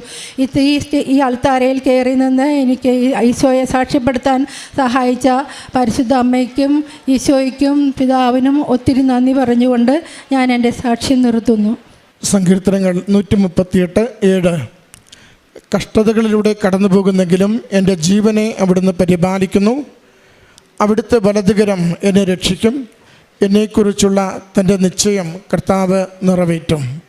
മേരി ജെയിൻ എന്ന ഈ സഹോദരി തൻ്റെ 7 വർഷത്തെ ഉടമ്പടി ജീവിതത്തിൽ പരിശുദ്ധമ്മ എങ്ങനെ കൈപിടിച്ച് നടത്തുകയും ജീവിത പ്രതിസന്ധികളിൽ സഹായിക്കുകയും വിശ്വാസത്തെ വിശ്വസ്തതയായി പരിവർത്തനം ചെയ്തുകൊണ്ട് ദൈവനാമത്തെ മഹത്വപ്പെടുത്തി കാരുണ്യ പ്രവൃത്തികളിലൂടെയും പ്രേക്ഷിത പ്രവർത്തനങ്ങളിലൂടെയും എങ്ങനെ കൂടുതൽ ഈശോയ്ക്കിഷ്ടമുള്ള മകളായി പരിശുദ്ധമ്മയെപ്പോലെ തീഷ്ണതയുള്ള പ്രേക്ഷിതയായി ജീവിക്കുവാൻ സാധിക്കുന്നു എന്ന് നമ്മുടെ മുമ്പിൽ വാക്കുകളിലൂടെ സാക്ഷ്യപ്പെടുത്തുകയായിരുന്നു. പ്രിയമുള്ളവരെ, കാരുണ്യ പ്രവൃത്തികളിലൂടെ പ്രേക്ഷിത പ്രവർത്തനത്തിലൂടെ ദൈവസ്നേഹത്തെ പങ്കുവെക്കുന്നവരാകുവാൻ നമുക്ക് ഈ നാളുകളിൽ പരിശ്രമിക്കാം. സഹോദരി പറയുന്നുണ്ട്, ആകെ മാലിന്യങ്ങൾ പിരണ്ട് കിടക്കുന്ന അനാഥരായ സഹോദരങ്ങളെ ശുചീകരിച്ചെടുക്കുമ്പോൾ അവരുടെ മുഖത്ത് കാണുന്നൊരു പുഞ്ചിരി, അതാണ് എൻ്റെ ജീവിതത്തിലെ ഏറ്റവും വലിയ നിർവൃതിയായി എനിക്ക് ഈ നാളുകളിൽ അനുഭവപ്പെട്ടിട്ടുള്ളത്. ഈശോയുടെ പുഞ്ചിരി കാണുന്ന മുഖങ്ങൾ ആ സഹോദരി കണ്ടെത്തുന്നതാണ് സൂചിപ്പിക്കുന്നത്. നമ്മളെ ഒന്ന് പരിശോധിക്കണമേ. എത്രത്തോളം നമുക്ക് വേണ്ടി അല്ലാതെ ജീവിക്കുവാൻ നമുക്ക് പറ്റുന്നുണ്ട്? മറ്റുള്ളവർക്ക് വേണ്ടി എത്ര കണ്ട് എളിമപ്പെടുവാൻ സാധിക്കുന്നുണ്ട്? എത്ര കണ്ട് കാരുണ്യത്തിൻ്റെ പ്രവൃത്തികളിൽ കണ്ണീരിൻ്റെ ജീവിതങ്ങളെ ദൈവത്തിന് വേണ്ടി കരുതലായി സ്വീകരിക്കുവാൻ നമുക്ക് പറ്റുന്നുണ്ട്? നമ്മൾ ഇപ്പോഴും നമുക്ക് വേണ്ടി മാത്രം, നമ്മുടെ കുടുംബത്തിന്, നമ്മുടെ സാമ്പത്തിക സുസ്ഥിതിക്ക്, നമ്മുടെ സാഹചര്യങ്ങൾ വർദ്ധിപ്പിക്കുന്നതിന് അതുമാത്രമാണ് നോട്ടമെങ്കിൽ നമ്മൾ ദുർഭകരായ മനുഷ്യരാണ്, ഭാഗ്യം കെട്ട മനുഷ്യരാണ്. കാരണം ദൈവം നൽകിയ വലിയൊരു ലോകത്തെ കാണുവാൻ കഴിവില്ലാതെ ജീവിക്കുന്നവരാണ്. അതുകൊണ്ട് ഉടമ്പടി ജീവിതം ദൈവാത്മാവിനെ നമുക്ക് പങ്കുവയ്ക്കുന്ന പ്രവൃത്തിയാണ്. ദൈവാത്മാവിൻ്റെ തീഷ്ണതയിൽ ലോകത്തിൽ ദൈവത്തിന് വേണ്ടി ജീവിക്കുന്നവരാവുക, ദൈവാത്മാവിൻ്റെ പ്രചോദനത്തിൽ എളിയവർക്ക് വേണ്ടി വലിയ ശുശ്രൂഷ ചെയ്യുവാൻ, നമുക്കുള്ളത് പങ്കുവയ്ക്കുവാൻ സന്മനസ്സുള്ളവരാവുക. അതാണ് ഉടമ്പടിയിലൂടെ നമ്മളെ കരുത്തരാക്കുന്നത്. അതാണ് ഉടമ്പടി കത്തുന്നതിന് നമുക്ക് വേഗത്തിൽ കാരണമാകുന്നതും. നിങ്ങൾ വലിയ നിയോഗങ്ങൾക്ക് വേണ്ടി അമ്മയുടെ അരികിൽ എഴുതി സമർപ്പിച്ചിട്ടുണ്ടോ? നിങ്ങൾ വലിയ തീഷ്ണതയോടുകൂടി കാരുണ്യ പ്രവൃത്തികളും പ്രേക്ഷിത പ്രവർത്തനങ്ങളും ചെയ്യുക. സമയച്ചുരുക്കത്തിന് അമ്മ വലിയ പ്രയാസങ്ങൾ നിമിഷ നേരങ്ങൾക്ക് മാറ്റിത്തരുന്നത് അനുഭവിക്കുവാനാവും. അതുകൊണ്ട് ഉടമ്പടി ദൈവത്തിന് പ്രഥമ സ്ഥാനം കൊടുത്ത് ദൈവത്തിൻ്റെ സ്വന്തമാണ് നമ്മളെന്ന് ലോകത്തോട് സധൈര്യം പറയുന്ന ജീവിതക്രമമാണ്. അതിന് നമ്മളെ സഹായിക്കണമേ എന്ന് പ്രാർത്ഥിച്ചുകൊണ്ട് ഈ കുടുംബത്തിനും ഈ സഹോദരിക്ക് ലഭിച്ച അനുഗ്രഹങ്ങൾക്കും ആത്മീയ ബോധ്യങ്ങൾക്കും അമ്മ മാതാവിനും തിരുക്കുമാരനും നന്ദി പറഞ്ഞുകൊണ്ട് കരങ്ങളടിച്ച് ഈ സാക്ഷ്യം അമ്മ മാതാവിനും തിരുക്കുമാരനും എന്നെ ഒരു പ്രത്യക്ഷീകരണത്തിന് സാക്ഷിയാക്കിന് നന്ദി പറയുന്നു. എൻ്റെ പേര് റാണി ജോയ്. ഞാൻ കോട്ടയം ജില്ലയിലെ ഇരവിമംഗലം എന്ന സ്ഥലത്തു നിന്ന് വരുന്നു. ഞാൻ ആദ്യമായി ഉടമ്പടി എടുത്തത് 2024 ജൂൺ 13 ഞാൻ സൗദി അറേബ്യയിൽ 7 വർഷമായി ജോലി ചെയ്യുകയായിരുന്നു. അപ്പോൾ എനിക്ക് OET കിട്ടിയത് കൊണ്ട് ഞാൻ ജോലി നിർത്തി പോന്നു. അപ്പോൾ ഞാൻ UK, അയർലൻഡ് എന്നീ രാജ്യങ്ങൾ നോക്കിയായിരുന്നു. പക്ഷേ ആ സമയത്ത് എല്ലാം നേഴ്സുമാർക്ക് വേക്കൻസിയിലെല്ലാം ഫ്രീസ് ചെയ്തിരിക്കുകയായിരുന്നു. അപ്പോൾ അയർലൻഡ് ഞാൻ ആദ്യം, എൻ്റെ ചേച്ചിമാരൊക്കെ അവിടെയാണ്, എനിക്ക് അയർലൻഡായിരുന്നു ഞാൻ പ്രിഫർ ചെയ്ത്. അപ്പോൾ അവിടെ DL കിട്ടാൻ ഒത്തിരി ഫോർമാലിറ്റീസ് ഉണ്ട്. അങ്ങനെ അതുകൊണ്ട് ഞാൻ അത് വേണ്ടെന്ന് വെച്ചു. എനിക്ക് UK ഒരു ഇൻ്റർവ്യൂ കിട്ടി. അത് അബുദാബിയിലായിരുന്നു. അപ്പോൾ അതിന് മുമ്പ് ഞാൻ ഇവിടെ വന്ന് ഉടമ്പടി എടുത്തു. ഞാൻ അബുദാബിയിൽ പോയി ഇൻ്റർവ്യൂ അറ്റൻഡ് ചെയ്തു. എനിക്ക് പാസ്സാകുവാൻ സാധിച്ചു. ആദ്യമൊക്കെ പ്രോസസ്സിങ് ഫാസ്റ്റായിരുന്നു. പക്ഷേ എനിക്ക് ഓഫർ ലെറ്റർ വന്നിരുന്നില്ല. എൻ്റെ കൂടെ ഉണ്ടായിരുന്നവർക്കൊക്കെ ഓഫർ ലെറ്റർ വന്നു. അവരൊക്കെ നവംബർ 2025 ഫെബ്രുവരിയൊക്കെ പോകാൻ തുടങ്ങി. പക്ഷേ എനിക്ക് ഗ്യാപ്പ് ആയതുകൊണ്ട് ഞാൻ 6 മന്ത് ഗ്യാപ്പ് ആയതുകൊണ്ട് ഞാൻ മുംബൈയിൽ ജോലിക്ക് പോകാൻ വേണ്ടി ശ്രമിച്ചു. അപ്പോൾ ഞാൻ ഉടമ്പടി പത്രമൊക്കെ, ഹിന്ദി പത്രങ്ങളൊക്കെ വാങ്ങിയായിരുന്നു. ഞാൻ ട്രെയിനിൽ വെച്ച് പത്രമൊക്കെ എല്ലാവർക്കും കൊടുക്കുമായിരുന്നു.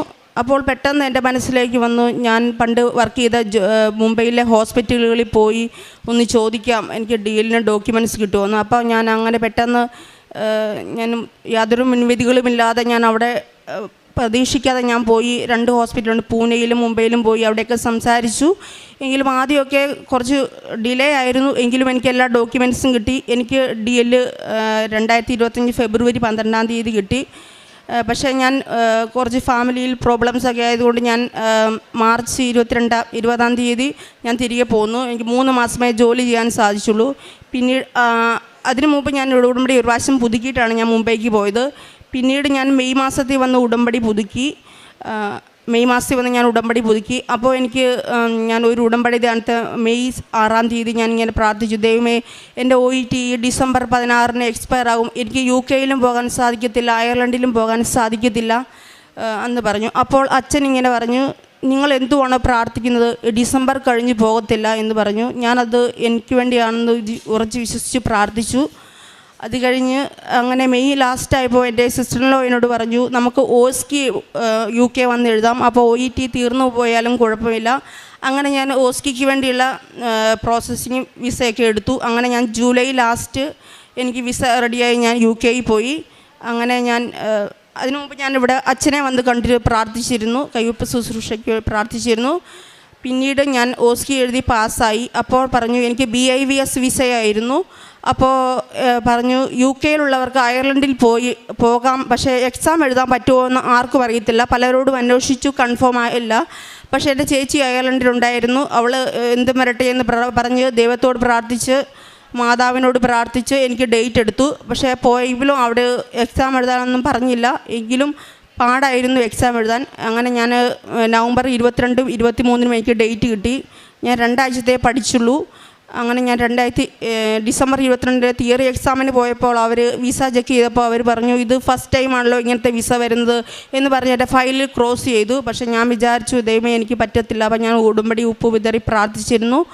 അത് കഴിഞ്ഞ് ഞാൻ അന്ന് അങ്കിളുടെ വീട്ടിൽ ചെന്നപ്പോഴത്തേക്കും എനിക്ക് എക്സാം റിസൾട്ട് വന്നു. ഞാൻ തിയറി എക്സാം പാസ്സായി. പിന്നെ 23-ാം തീയതി എനിക്ക് പ്രാക്ടിക്കൽ 1-2 സ്റ്റേഷൻസ് പാടായിരുന്നു. എങ്കിലും എനിക്ക് 24-ാം തീയതി തന്നെ റിസൾട്ട് വന്നു. ആദ്യത്തെ ചാൻസിൽ എനിക്ക് പാസ്സാകാൻ സാധിച്ചു. അങ്ങനെ ഡിസംബർ 16 മുമ്പ് എനിക്ക് UK ആൻഡ് അയർലൻഡ് രജിസ്ട്രേഷൻ കിട്ടി. പിന്നീട് എനിക്ക് അയർലൻഡിൽ തന്നെ അതായിരുന്നു ഞാൻ ആദ്യം പണ്ട് വെച്ച നിയോഗം. എനിക്ക് അയർലൻഡിലായിരുന്നു ഇഷ്ടം. അപ്പോൾ ഞാൻ അവിടെ നേഴ്സിംഗ് ഹോമിൽ ഇൻ്റർവ്യൂ വന്നു. എനിക്ക് വിസ കിട്ടി. ഞാൻ ഈ മാർച്ച് 10-ാം തീയതി പോവുകയാണ്. അപ്പോൾ എനിക്ക് പ്രത്യേകതയായിട്ട് തോന്നിയത് എൻ്റെ നേഴ്സിംഗ് ഹോമിൻ്റെ പേര് മരിയൻ ഹൗസ് എന്നാണ്. എനിക്കറിയില്ലായിരുന്നു. മരിയൻ ഹൗസ് എന്നാണ്. എൻ്റെ എംപ്ലോയറുടെ പേര് ഹോളി ഫെയ്ത്ത് കോൺവെൻറ്റ്. ഇത്രയേറെ അനുഗ്രഹങ്ങൾ തന്ന അമ്മ മാതാവിനും തിരുക്കുമാരനും നന്ദി പറയുന്നു. അപ്പോൾ എനിക്ക് പ്രോസസ്സിങ്ങിൻ്റെ ഇടയ്ക്കൊക്കെ ഡിലേ ഒക്കെ വരുമ്പോഴും ഞാനിങ്ങനെ വചനം എഴുതി പ്രാർത്ഥിക്കുമായിരുന്നു. ദൈവത്തിനൊന്നും അസാധ്യമല്ല, ലൂക്കാ 1:37. അതുപോലെ എനിക്ക് എന്തെങ്കിലും ബുദ്ധിമുട്ടുണ്ടായാൽ ഞാൻ ഡെയിലി ബ്രെഡിൽ എനിക്ക് ആ നിയോഗം ഞാൻ ടൈപ്പ് ചെയ്യുമായിരുന്നു. അപ്പോൾ എനിക്കതെല്ലാം സാധിച്ചിരുന്നു. പിന്നെ ഞാൻ പത്രപ്രവർത്തനം ചെയ്യുമായിരുന്നു. രോഗികളെ സന്ദർശിക്കും, അവർക്ക് എന്നെക്കൊണ്ടാവുന്ന സഹായങ്ങൾ പൈസ സഹായിച്ചു. ഇത്രയേറെ അനുഗ്രഹങ്ങൾ തന്ന അമ്മ മാതാവിന് നന്ദി പറയുന്നു. പ്രഭാഷകൻ 25:11 ദൈവഭക്തി എല്ലാത്തിനെയും അതിശയിക്കുന്നു, അതിനെ മുറുകെ പിടിക്കുന്നവൻ അതുല്യൻ. റാണി ജോയി എന്ന ഈ സഹോദരി തൻ്റെ വിദേശത്ത് പോകുവാൻ വേണ്ടിയുള്ള പരിശ്രമത്തിൽ നേരിട്ട പ്രതിസന്ധികളിൽ പരിശുദ്ധമ്മയുടെ ഉടമ്പടി ജീവിതത്തിലൂടെ അസാധ്യമെന്ന് കരുതിയ അയർലൻഡ് പ്രവേശനം, അവിടെ നേഴ്സിംഗ് ജോലി മകൾക്ക് ലഭിച്ചതിനെയാണ് ഈ സാക്ഷ്യത്തിലൂടെ പങ്കുവയ്ക്കുന്നത്. മകൾ ആദ്യം ഗൾഫ് രാജ്യത്ത് ജോലി ചെയ്തത്, തിരികെ ചുരുക്ക സമയത്തിനുള്ളിൽ നാട്ടിൽ പോകുന്നത്, UK-യിൽ പോകുവാനുള്ള പരിശ്രമങ്ങളിൽ വ്യാപരിച്ചത്, അമ്മ മാതാവ് സംരക്ഷിച്ച് അത് മുന്നോട്ട് നയിച്ചത്, അവിടെ നിന്ന് അയർലൻഡിലേക്കുള്ള മൈഗ്രേഷനുള്ള പരിശ്രമം ചെയ്തത്, സാധാരണ രീതിയിൽ അങ്ങനെ ആരും പോകാറില്ലെന്ന് തിരിച്ചറിഞ്ഞത്, എങ്കിലും അത് അസാധ്യമെന്ന് കരുതി ലഭിക്കില്ലെന്ന് കരുതി പരിശ്രമം അമ്മ മാതാവിൽ ആശ്രയിച്ച് ഉടമ്പടി നേർച്ചവസ്തുക്കൾ ഉപയോഗിച്ച് അമ്മയുടെ പ്രത്യക്ഷീകരണത്തിന് സാക്ഷിയാകുവാൻ അമ്മ ആഗ്രഹിക്കുന്നുവെങ്കിൽ അനുവദിച്ചു തരണമേ എന്ന പ്രാർത്ഥനയോടുകൂടി പങ്കുചേരുന്നതും, ക്ലേശകരമായ പരീക്ഷകൾ അമ്മ മകൾക്ക് അനുഗ്രഹമായി മാറ്റിക്കൊടുത്തുകൊണ്ട് അവിടത്തേക്കുള്ള നേഴ്സിംഗ് ഹോമിൽ ജോലി നേഴ്സായി മകൾക്ക് ലഭിച്ചതിനെയാണ് ഈ അൾത്താരയിൽ സാക്ഷ്യപ്പെടുത്തിയത്. നമ്മൾ ഓരോരുത്തരും കൃപാസന മാതാവിൻ്റെ സവിധത്തിൽ വരുന്നത് ഏതെങ്കിലുമൊക്കെ ജീവിത പ്രതിസന്ധിയുമായിട്ടാണ്, കുറവുമായിട്ടാണ്, ദുരന്തവുമായിട്ടാണ്. അമ്മയുടെ അരികിലേക്ക് ജീവിതത്തിൻ്റെ ഇല്ലായ്മകളുമായി നാം വരുമ്പോൾ നമുക്ക് അമ്മയുടെ തിരുമുമ്പിൽ എന്താണ് ഓഫർ ചെയ്യുവാനുള്ളത്? അമ്മ അനുഗ്രഹിക്കണമെന്ന് ആഗ്രഹിച്ച് പ്രാർത്ഥിക്കുകയും ഈശോയുടെ സന്നിധിയിലേക്ക് അമ്മ മാതാവ് നമ്മുടെ ജീവിത വിഷയത്തെ ഏൽപ്പിച്ചു കൊടുക്കുമ്പോൾ തിരികെ നമ്മൾ അമ്മ മാതാവിനോടും ഈശോയ്ക്കും എന്ത് ജീവിതം കൊണ്ട് സമർപ്പിക്കുമെന്നാണ് ഏറ്റുപറയുന്നത്. കാര്യം നേടുവാൻ വേണ്ടി മാത്രം നിരന്തരം പ്രാർത്ഥിക്കുന്നവരായി നാം ജീവിക്കുകയാണോ? അതോ അമ്മ മാതാവിനെയും ഈശോയെയും ജീവിക്കുന്ന ഇടങ്ങളിലൊക്കെയും നിരന്തരം മഹത്വപ്പെടുത്തുന്ന വിധത്തിൽ ഞാൻ പ്രത്യക്ഷീകരണത്തിൻ്റെ പ്രേക്ഷിതനായി ജീവിക്കുമെന്ന് പറയുവാനുള്ള ഒരു ആത്മധൈര്യം നമുക്കുണ്ടോ?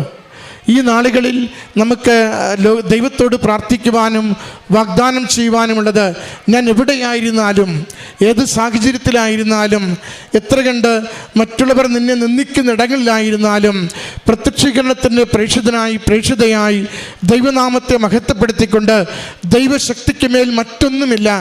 ഈ ലോകത്തിൻ്റെ ഏതൊരു ശക്തിക്കും പരിമിതിയുണ്ട്, അതിന് സാധിക്കാത്തത് പലതുമുണ്ട്.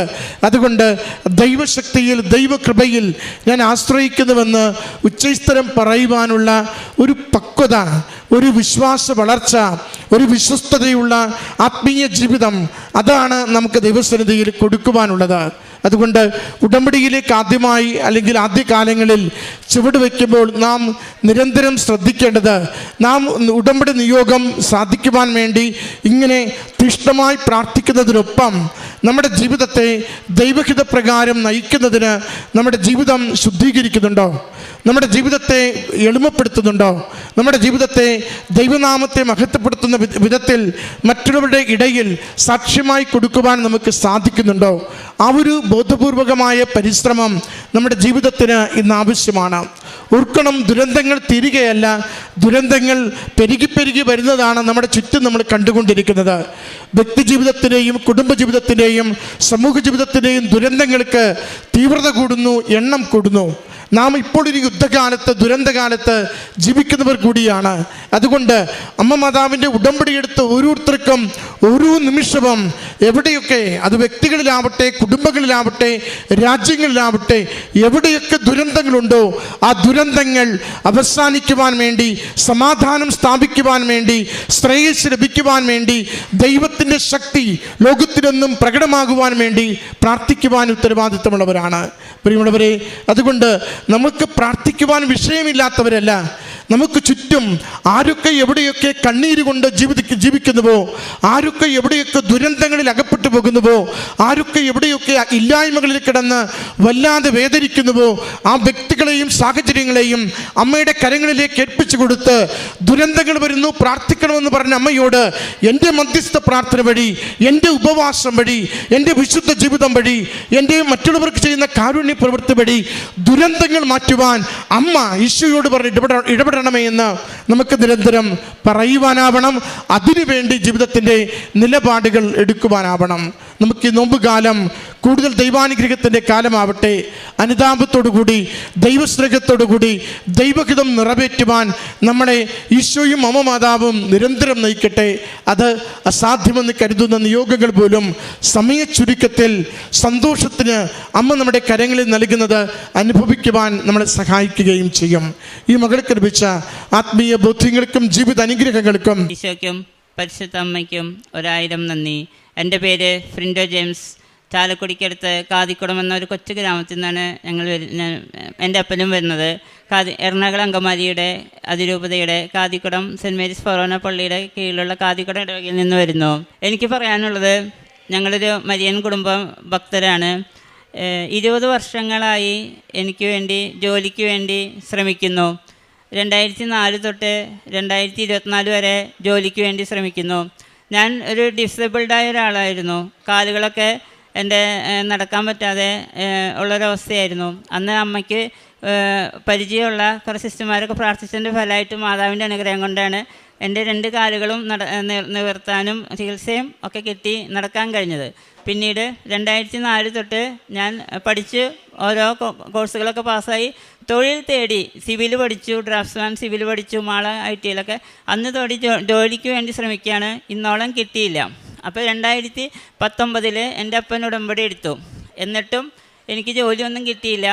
2024 എൻ്റെ പേരിൽ ഇവിടെ വന്ന് അപ്പൻ്റെ കൂടെ വന്ന്, ഇന്നും അപ്പം കൂടെ വന്നിട്ടുണ്ട്, ഒരു ഉടമ്പടി എടുത്തു. ആ ഉടമ്പടി പൂർത്തിയാക്കി ഒരു വർഷം തികയുന്നതിന് മുൻപ് ഭിന്നശേഷിക്കാർക്കായിട്ട് മാതാവിനോടും ഈശോയോടും ഞാൻ പ്രാർത്ഥിച്ചിരുന്നു.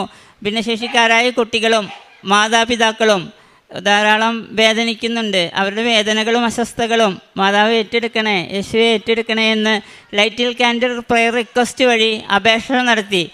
ഇതിൻ്റെ ഫലമായി ബഹുമാന്യനായ സുപ്രീം കോടതി ചീഫ് ജസ്റ്റിസ് ഇന്ദ്രചൂഡ് സാർ ഒരു വിധി പുറപ്പെടുവിച്ചു. ഭിന്നശേഷിക്കാരായ കുട്ടികൾക്ക് എയ്ഡഡ് സ്ഥാപനങ്ങളിൽ ഒരു നിയമനം കൊടുക്കണമെന്ന്. അന്ന് 2019 ഇവിടെ വന്ന് ഞാൻ പ്രാർത്ഥിച്ചു പോയതിൻ്റെ ഫലമായിട്ട് BA പാസ്സാവുകയും തുടർന്ന് B.Ed പാസ്സാവുകയും കാലിക്കറ്റ് യൂണിവേഴ്സിറ്റി കോളേജ് എനിക്ക് വേണ്ടി ചാലക്കുടിയിൽ വരികയും അതിലൊരു സീറ്റ് 90% 19% എബോവ് ഉള്ളവരുടെ ഒപ്പം തന്നെ നിന്നുകൊണ്ട് കാലിക്കറ്റ് യൂണിവേഴ്സിറ്റിയിൽ നിന്നുകൊണ്ട് തന്നെ എനിക്ക് ബിരുദം പാസ്സാവാനും കഴിഞ്ഞു. പിന്നെ അപ്പോഴാണ് അറിയുന്നത് ടീച്ചിങ് എലിജിബിലിറ്റി ടെസ്റ്റ് ടെറ്റ് പാസ്സാവണം, നെറ്റ് പാസ്സാവണം, സെറ്റ് പാസ്സാവണം, ഇതിലേതെങ്കിലും ഒന്ന് മാതാവേ എനിക്ക് തരണേന്ന് പറയുകയും ടെറ്റ് പാസ്സാവാൻ എന്നെ മാതാവ് അനുഗ്രഹിച്ചു. അതിൻ്റെ ഫലമായിട്ട് BA B.Ed ടെറ്റും പാസ്സായി കഴിഞ്ഞപ്പോൾ എനിക്കൊരു കൊച്ചു ജോലി. 20 കൊല്ലമായല്ലോ ഞാൻ അലയുന്നു മാതാവേ. ഒരു വിദേശത്തേക്ക് എനിക്ക് പോകാനില്ല, ആരും കൊണ്ടുപോകാനില്ല. ചുറ്റുവട്ടന്ന് നിയറസ്റ്റ് ഒക്കെ ആയാലും ആരും നമുക്ക് ഓപ്പോസിറ്റായിട്ട് വരുമ്പോൾ മാതാവും യേശുവും മാത്രമേ ഉള്ളൂല്ലോ. എനിക്കൊരു കൊച്ചു ജോലി തരാമോ, വിദേശത്തേക്ക് പോകാൻ എനിക്ക് കഴിയില്ലല്ലോ എന്ന് ഞാൻ പ്രാർത്ഥിച്ചപ്പോൾ ഈ കഴിഞ്ഞ 19/11/2025 എറണാകുളം അങ്കമാലി റീജിയണൽ എറണാകുളം എംപ്ലോയ്മെൻറ്റ് വഴി ഒരു ജോലി കിട്ടുകയും ആ ജോലി താൽക്കാലികമായിട്ട് ധാരാളം ആളുകൾ ഈ ജോലി ഞങ്ങളാണ് വാങ്ങിക്കൊടുത്തതെന്ന് പറഞ്ഞു രാഷ്ട്രീയക്കാർ. അപ്പം ഞാൻ അമ്മോട് പറഞ്ഞു, അമ്മേ രാഷ്ട്രീയക്കാരുടെ പ്രേരണയല്ലല്ലോ എനിക്ക് വേണ്ടത്, എൻ്റെ അമ്മ നേരിട്ട് തന്നൂടെ ഒരു കൊച്ചു ജോലി. ഞാൻ എത്രയോ കാലമായി ദാഹിക്കുന്നു, 20 കൊല്ലങ്ങളായില്ലേ. അങ്ങനെ വന്നപ്പോൾ പെട്ടെന്ന് അത് മാറി. സുപ്രീം കോടതിയുടെ ഒരു വക്കീൽ നേരിട്ട് ഇടപെടുകയും കേരള ഗവൺമെൻറ്റിൻ്റെ സമിതി രൂപീകരിക്കുകയും തൃശ്ശൂർ ജില്ല അതിലൊരു ഇൻ്റർവ്യൂ നടത്തുകയും 12/11/2025 നടന്ന ഇൻ്റർവ്യൂവിൽ എൻ്റെ മുത്തിയുടെ നടയിൽ എനിക്ക് വേണ്ടി 32 പേരെ സെലക്ട് ചെയ്തതിൽ അതിലൊരാളായിട്ട് ഈ മാസം എനിക്ക് ജോയിൻ ചെയ്യാൻ കഴിഞ്ഞു. ഞാൻ ജോലി ചെയ്തു എന്ന് എൻ്റെ അമ്മയ്ക്കും തിരുകുമാരനും കോടാനുകോടി നന്ദി പറയുന്നു. പിന്നെ എൻ്റെ നഷ്ടപ്പെട്ട കാഴ്ച തിരിച്ചു കിട്ടി. ലൈറ്റ് ക്യാൻഡിൽ പെർ റിക്വസ്റ്റ് വഴി ധാരാളം അനുഗ്രഹങ്ങൾ വീടിൻ്റെ പണി പൂർത്തീകരിക്കാൻ സാധിച്ചു 20 കൊല്ലങ്ങളായിട്ടുള്ളത്. അതിനെല്ലാം മാതാവിന് നന്ദി പറയുന്നു. പിന്നെ മാതാവിൻ്റെ അനുഭവം എനിക്ക് 2004 ഉണ്ടായിട്ടുണ്ട്. എൻ്റെ മുത്തിയമ്മയുടെ അടുത്ത്, ഞങ്ങൾ കൊറ്റിപ്പള്ളിയാണ്, ഫൊറോന പള്ളി, അവിടെ മുത്തിയുടെ ഇടവകയാണ്. കൊച്ചു ഗ്രാമമായ ഞങ്ങളുടെ പള്ളിയും മാതാവിൻ്റെ സ്ഥലമാണ്. അവിടെയും ഈ അമ്മ, ഞാനൊരു ദിവസം ജോലി തേടി അലയുമ്പോൾ അവിടെ പ്രാർത്ഥിക്കുമ്പോൾ ഒരമ്മ വന്നിരുന്നു പുലർച്ചെ. ആ അമ്മ ആലപ്പുഴയിൽ നിന്നാണ് വരുന്നത് എന്ന് പറഞ്ഞു പുലർച്ചെ ആയി കഴിഞ്ഞപ്പോൾ. അന്ന് തൊട്ട് ഇന്നോളം ഞാൻ 20 വർഷമായിട്ട് എൻ്റെ മാസങ്ങളിൽ കുറ്റങ്ങളും കുറവുകളും ബലഹീനതയൊക്കെ ഉണ്ടെങ്കിലും ഓടിപ്പോയി കുമ്പസാരിക്കും. ഇന്നോളം 20 വർഷങ്ങൾ 20 മാസങ്ങളായി കുമ്പസാരിക്കുന്നു ഒരു കൊച്ചു. പിന്നെ കൃപാസനത്തിലെ പത്രം വിതരണം ചെയ്യും. പിന്നെ പുറത്ത് ഇടത്തെ കൈ ഒരു കൈ ചെയ്യുന്നത് അറിയാതെ കൊച്ചു ത്യാഗങ്ങളും കൊച്ചു നന്മകളും മറ്റുള്ളവർക്ക് ആകാൻ കഴിയുന്ന വസ്ത്രങ്ങളും കൊച്ചു ഭക്ഷണങ്ങളും ഞാൻ അറിയാതെ ആരോടും പറയാതെ കൊണ്ടുപോയി കൊടുത്ത് വിശാക്കി കാഴ്ചവെക്കും. ഇതാണ് എൻ്റെ കൊച്ചു സാക്ഷ്യം. ഇത് ഞാൻ പരിശുദ്ധ അമ്മയ്ക്കും ഈശോയ്ക്കും തിരുമുമ്പിൽ ഇവിടെ വന്ന് പ്രാർത്ഥനയോടെ സമർപ്പിക്കുന്നു. നിങ്ങളുടെ പ്രാർത്ഥനകളും പ്രതീക്ഷിക്കുന്നു. നന്ദി. അവൻ്റെ പൂർണ്ണതയിൽ നിന്ന് നാമെല്ലാം കൃപയ്ക്ക് മേൽ കൃപ സ്വീകരിച്ചിരിക്കുന്നു. യോഹന്നാൻ്റെ സുവിശേഷം 1-ാം അധ്യായം 16-ാം വചനമാണ്. കൃപയ്ക്ക് മേൽ കൃപ. ദൈവകൃപ മാത്രമല്ല, തുടർച്ചയായി ഒരിക്കലും തീരാതെ ലഭിക്കുന്ന കൃപയാണ് കൃപയ്ക്ക് മേൽ കൃപ. നമ്മുടെ രക്ഷയും ജീവിതവും നമ്മുടെ യോഗ്യതയിലല്ല, ഈശോയുടെ കൃപയാൽ ലഭിക്കുന്നതാണ്. നമ്മുടെ ശക്തിയിൽ നിന്നല്ല, ഈശോയുടെ നിറവിൽ നിന്നാണ് നമുക്കാവശ്യമുള്ളതെല്ലാം. ഒരുപക്ഷെ നമ്മൾ ഫിസിക്കലി ഫിറ്റല്ല, ആരോഗ്യമില്ല, കാഴ്ചക്കുറവുണ്ട്, ഭിന്നശേഷിയാവാം. പക്ഷെങ്കിൽ ദൈവത്തിൻ്റെ കൃപയുണ്ടെങ്കിൽ നമുക്കെല്ലാം ഉണ്ട്. നമ്മൾ ശൂന്യമാകുമ്പോഴും അവൻ ഒരിക്കലും ശൂന്യമാവുന്നില്ല. നമ്മുടെ ജീവിതത്തിൽ പല സന്ദർഭങ്ങളിലും സമ്മർദ്ദങ്ങളിലും അനിശ്ചിതത്വങ്ങളിലും സാമ്പത്തിക പ്രശ്നങ്ങളിലും ജോലിയില്ലായ്മയിലൂടെയൊക്കെ പോകുമ്പോൾ ക്ഷീണിച്ചവർക്കും തളർന്നവർക്കും വീണുപോയവർക്കും എല്ലാവർക്കും ദൈവം പറയുന്നു, എൻ്റെ കൃപ നിനക്ക് മതിയാവുമെന്ന്. കൃപയ്ക്ക് മുകളിൽ കൃപ ലഭിച്ച ഒരു വ്യക്തിയുടെ ഒരു നല്ല ദൈവസാക്ഷ്യമാണ് നാം ഇന്ന് കേട്ടത്. ഫ്രിൻഡോ ജെയിംസ് എന്ന മകൻ്റെ 20 വർഷത്തോളം ജോലിക്ക് വേണ്ടി കാത്തിരുന്നു. പിന്നീട് അച്ഛൻ വന്ന് ഉടമ്പടി എടുത്തു. അത് കഴിഞ്ഞപ്പോൾ ഈ മകനും വന്ന് കാഴ്ചക്കുറവുണ്ടായിരുന്നു, പല പരിമിതികളും ഉണ്ടായിരുന്നു. എങ്കിലും അസാധ്യമാണെന്ന് തോന്നുന്ന കാര്യങ്ങളാണ് പല പ്രാവശ്യവും ഉടമ്പടിയിൽ വെച്ചിരുന്നത്. ടെറ്റ് എക്സാം പാസ്സാകാനും BS എക്സാം പാസ്സാകാനും UPST ഗവൺമെൻറ്റിൽ ജോലി കിട്ടാനുമൊക്കെയുള്ള അസാധ്യമായ ആഗ്രഹങ്ങളാണ് ഈ മകന് നിയോഗമായി സമർപ്പിച്ച് പ്രാർത്ഥിച്ചത്. അതിൻ്റെ ഫലമായിട്ട് തന്നെയാണ് പല നിയമങ്ങൾ പോലും സർക്കാർ മാറ്റി ഈ മകന് light a candle prayer request immediate നീഡിന് വേണ്ടിയിട്ട് പ്രാർത്ഥിച്ചപ്പോൾ അങ്ങനെ ആ മകൻ്റെ ആഗ്രഹപ്രകാരം ഭിന്നശേഷിക്കാർക്കായ കുട്ടികൾക്ക് വേണ്ടി അവരുടെ വിദ്യാഭ്യാസത്തിനും ചികിത്സയ്ക്കും സഹായം വേണമെന്നാണ് ഈ മകൻ പ്രാർത്ഥിച്ചത്. തനിക്ക് മാത്രമല്ല, തന്നെപ്പോലുള്ള മറ്റുള്ളവർക്കും വേണ്ടിയാണ് ഈ മകൻ പ്രാർത്ഥിച്ചത്. ആ പ്രാർത്ഥനയാണ് പരിശുദ്ധ അമ്മ ഈശോയിലേക്ക് കൊണ്ടുപോവുകയും പിറ്റേ ആഴ്ച തന്നെ ആ നിയമം പാസ്സാക്കുകയും ചെയ്തത്. സുപ്രീം കോടതി വിധി വരികയും എയ്ഡഡ് സ്ഥാപനങ്ങളിൽ ഒരു സീറ്റ് എല്ലാ ഭിന്നശേഷിക്കാർക്കും കൊടുക്കണമെന്നുള്ള നിയമം വരികയും ഈ മകന് തന്നെ നല്ലൊരു എയ്ഡഡ് സ്കൂളിലേക്ക് ഒരു ജോലി നിയമനം ലഭിക്കുകയും ചെയ്തത്. ഈ മകനിപ്പോൾ ഒരു ടീച്ചറായിട്ട് കോർപ്പറേറ്റ് എഡ്യൂക്കേഷൻ ഏജൻസിയിൽ ഒരു പ്രസ്റ്റീജിയസ് സ്കൂളിലേക്കാണ് ഈ അപ്പോയിൻമെൻറ്റ് കിട്ടിയിരിക്കുന്നത്. അത് ഈശോയുടെയും അമ്മയുടെയും കൃപ മാത്രമാണെന്നാണ് ഈ മകൻ സാക്ഷ്യപ്പെടുത്തിയത്. കാരണം മെറിറ്റിൽ എനിക്ക് അല്പം കുറവാണ്, പക്ഷെങ്കിൽ ദൈവത്തിൻ്റെ കൃപയുണ്ടെങ്കിൽ നമ്മളുടെ മെറിറ്റില്ലായ്മ, നമ്മുടെ കുറവുകളെല്ലാം നിറവാക്കുന്ന ഈശോയും അമ്മയുമാണ് നമ്മുടെ കൂടെയുള്ളതെന്ന വിശ്വാസത്തോടെയാണ് ഈ മകൻ പറഞ്ഞത്. 32 പേരിൽ ഒരാളായിട്ട് എനിക്ക് സെലക്ഷൻ കിട്ടിയെന്നാണ്, അതും വീടിനരികിൽ തന്നെ. അതും ദൈവത്തിൻ്റെ ഒരു വലിയ കൃപയാണ് നമ്മെ നിലനിർത്തുന്നത്. ഭാവിയെക്കുറിച്ച് പറയപ്പെടുമ്പോൾ നാളേക്കുള്ള കൃപയുമാണ് ഈശോ നമുക്ക് തരുന്നത്, ദൈവം നമുക്ക് തരുന്നത്. ഇന്നത്തേന് മാത്രമല്ല, കൃപയ്ക്ക് മേൽ കൃപയെന്നാണ്. അതുകൊണ്ട് ഭാവിയെക്കുറിച്ച് നമുക്ക് ഭയപ്പെടേണ്ട ആവശ്യമില്ല. അങ്ങനെ തന്നെയാണ് ഈ മകൾ കുടുംബത്തിൻ്റെ കാര്യവും പറഞ്ഞത്. വീടിന് വേണ്ടിയിട്ട് കംപ്ലീറ്റ് ആക്കാനായിട്ട് അതൊരു മെയിൻ്റനൻസ് വേണമായിരുന്നു. അതും 20 വർഷത്തിന് ശേഷം, ഉടമ്പടി എടുത്തതിന് ശേഷമാണ് ഈ മകന് ഇതൊക്കെ സാധ്യമായത്. തന്നെയുമല്ല, മാതാവിൻ്റെ സാന്നിധ്യം ഈ മകന് കൊരട്ടിപ്പള്ളിയിൽ ചെന്ന് പ്രാർത്ഥിച്ചപ്പോൾ ഒരമ്മ വരികയും ആ അമ്മ പറഞ്ഞ് ഞാൻ ആലപ്പുഴയിൽ നിന്ന് വരുന്ന അമ്മയാണെന്ന്. അത് ആ മകൻ വിശ്വസിക്കുന്ന കൃപാസനം അമ്മ തന്നെ എനിക്ക് വെളിപ്പെടുത്തി തന്നതാണെന്നാണ് ഈ മകൻ്റെ വിശ്വാസം. ഇതാണ് കൃപയുടെ മേൽ കൃപയെന്ന് പറയുന്നത്. മക്കൾ വിശ്വാസത്തോടെ പ്രാർത്ഥിക്കുമ്പോൾ അമ്മ കൂടെ നിൽക്കുകയാണ്. നമ്മുടെ കുറവുകൾ നോക്കാതെ ഈശോയിലുള്ള നിറവ് നോക്കി നമ്മുടെ മനസ്സുകൾ ആശ്വാസത്തോടെ ദൈവത്തിൽ അർപ്പിക്കുമ്പോഴാണ്. നമ്മുടെ മനസ്സ് തളരുമ്പോൾ ആശ്വാസത്തിൻ്റെ കൃപ ദൈവത്തിലാണ്. പാപബോധം വരുമ്പോൾ ക്ഷമയുടെ കൃപ ദൈവത്തിലുണ്ട്. മുന്നോട്ട് പോകാൻ ഭയം തോന്നുമ്പോൾ ധൈര്യത്തിൻ്റെ കൃപ ഈശോയിലുണ്ട്. ഈശോയിലാണ് ദൈവത്തിൻ്റെ മുഴുവൻ നിറവും വസിക്കുന്നത്. പരിശുദ്ധ അമ്മയാണ് നമ്മുടെ ഈശോയുടെ നിറവിലേക്ക് നയിക്കുന്നത്.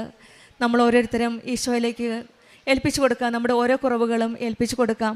പ്രാർത്ഥനയിൽ പോലും ശക്തിയില്ലാതിരിക്കാം, പക്ഷേ പരിശുദ്ധ അമ്മ, കൃപാസനം അമ്മ നമ്മുടെ കൂടെയുണ്ട്. നമ്മൾ ശൂന്യമാണെന്ന് തോന്നുമ്പോൾ ദൈവത്തിൻ്റെ നിറവും മതി.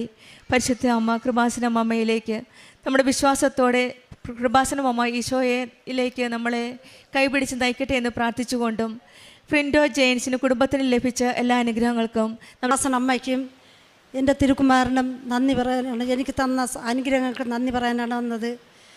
ഞാനൊരു ഹിന്ദു സ്ത്രീയായിരുന്നു. എൻ്റെ പേര് കൃഷ്ണകുമാരിയാണ്. തിരുവനന്തപുരം ജില്ല ആരനാട് എന്നൊരു സ്ഥലത്താണ് ഞാൻ താമസിക്കുന്നത്. എനിക്ക് 2 മക്കളും 4 ചെറുമക്കളുണ്ട്. എൻ്റെ ഹസ്ബൻഡും ഉണ്ട്. ഞാനിവിടെ കൃപാസനം എന്ന് എനിക്കറിയില്ലായിരുന്നു. പലരും കൃപാസനത്തിൽ വന്നിവിടെ വന്ന് ഉടമ്പടിയെടുത്ത് പത്രങ്ങൾ പലർക്കും കൊടുക്കും. അവിടെ ഞങ്ങളുടെ നടയിൽ ഒരു കുരിശടിയിൽ കൊണ്ടുവയ്ക്കും. കൃപാസനം വിളിച്ചാൽ വിളിയാക്കുന്ന സ്ഥലമാണ്. എന്ത് വിചാരിച്ചാലും നടത്തിത്തരും, എന്ത് പ്രാർത്ഥിച്ചാലും കിട്ടും എന്ന് പറയുന്നവർ പലരും പറയുന്നത് ഞാൻ കേട്ട്. എന്നാൽ എനിക്ക് മനസ്സിൽ ആഗ്രഹമുണ്ട്, കൃപാസനത്തിൽ പോകണം. ആലപ്പുഴയിൽ എങ്ങനെ പോകും എനിക്കറിയില്ല, അതിനുള്ള നിവൃത്തിയില്ല. ഞങ്ങൾ വലിയ കടബാധ്യതയിലായിരുന്നു. ഞാനും എൻ്റെ ഭർത്താവ് മാത്രമാണ് എൻ്റെ വീട്ടിൽ ഇപ്പോഴുള്ളത്. 2 മക്കളും 2 ഭവനങ്ങളിലാണ്. ഭർത്താവിന് വളരെ കടമാണ്. ഞങ്ങൾക്ക് ആവശ്യമില്ലാത്ത ചെറിയ ചെറിയ രോഗങ്ങളുണ്ട്. അങ്ങനെ എങ്ങനെ വരും, ഒരു ദിവസം പോകണം എന്ന് വലിയ ആഗ്രഹമായിരുന്നു. അങ്ങനെ ഇരിക്കുകയാണ് എനിക്ക് ഒരു ദിവസം ബാങ്കിൽ എനിക്കൊരു ചിട്ടിയുണ്ട്. ആ ചിട്ടി അടച്ചിട്ട് വന്നപ്പോൾ എനിക്ക് ഒരു കൈയെടുത്ത് പൊക്കാൻ പറ്റുന്നില്ല. എൻ്റെ നെഞ്ച് വേദന എന്തെന്ന് എനിക്കറിയില്ല. വീട്ടിൽ വന്ന് കയറി ശരീരം മൊത്തം വേദന, പനി പോലെയും ദേഹം വിറയ്ക്കുന്നത് പോലെ. ഞാൻ നോക്കിയപ്പോൾ എൻ്റെ നെഞ്ചിൽ ഒരു വലിയ മുഴ കണ്ട്. എന്തെന്ന് ഞാൻ ആ പാടെ തകർന്നു പോയി. ഇതെന്താണ്, ക്യാൻസറാണോ എന്താണെന്ന് എനിക്കറിയില്ല. ആ വീട്ടിൽ ഞാൻ മാത്രമേ അപ്പോഴുണ്ടായിരുന്നുള്ളൂ. ഉടനെ ഞാൻ ഫോണെടുത്ത് മോളെ വിളിച്ച്, ഭക്ഷണം പോലും കഴിക്കുന്നില്ല, എനിക്കിങ്ങനെ നെഞ്ചിലൊരു മുഴ മക്കളെ, എന്തെന്ന് എനിക്കറിയില്ല, എൻ്റെ ശരീരമൊക്കെ എന്ത് ചെയ്യണമെന്ന് എനിക്കറിയില്ല. അവൾ പറഞ്ഞു, അമ്മ ഇതെന്ന് ഇന്ന് കണ്ടതാണ്, എനിക്ക് ഇന്നാണ് ഇത് വേദന തോന്നിയത്. ശരിക്കും 5-6 ദിവസം കൊണ്ട് എനിക്ക് വയ്യ, ഇന്ന് എനിക്ക് ശരിക്കും വേദന തോന്നണ്. ആശുപത്രി പോകുമ്പോൾ കാരക്കുണത്തെന്ന് ചോദിച്ച്, ഇന്ന് വൈകുന്നേരം ആയില്ലേ, ഞാൻ പറഞ്ഞില്ല മക്കളെ, നാളെ നമുക്ക് പോകാമെന്ന് പറഞ്ഞ്. പിറ്റേന്ന് എൻ്റെ ഭർത്താവും വലിയ സീരിയസ് ആയിട്ട് എടുത്തില്ല. ഞാനും എൻ്റെ മകളെ ഭർത്താവും അവൾക്ക് 2 പെൺമക്കളാണ്. ആ കുഞ്ഞുങ്ങളെയും കൊണ്ട് നേരെ കാരക്കുണ ആശുപത്രി പോയി.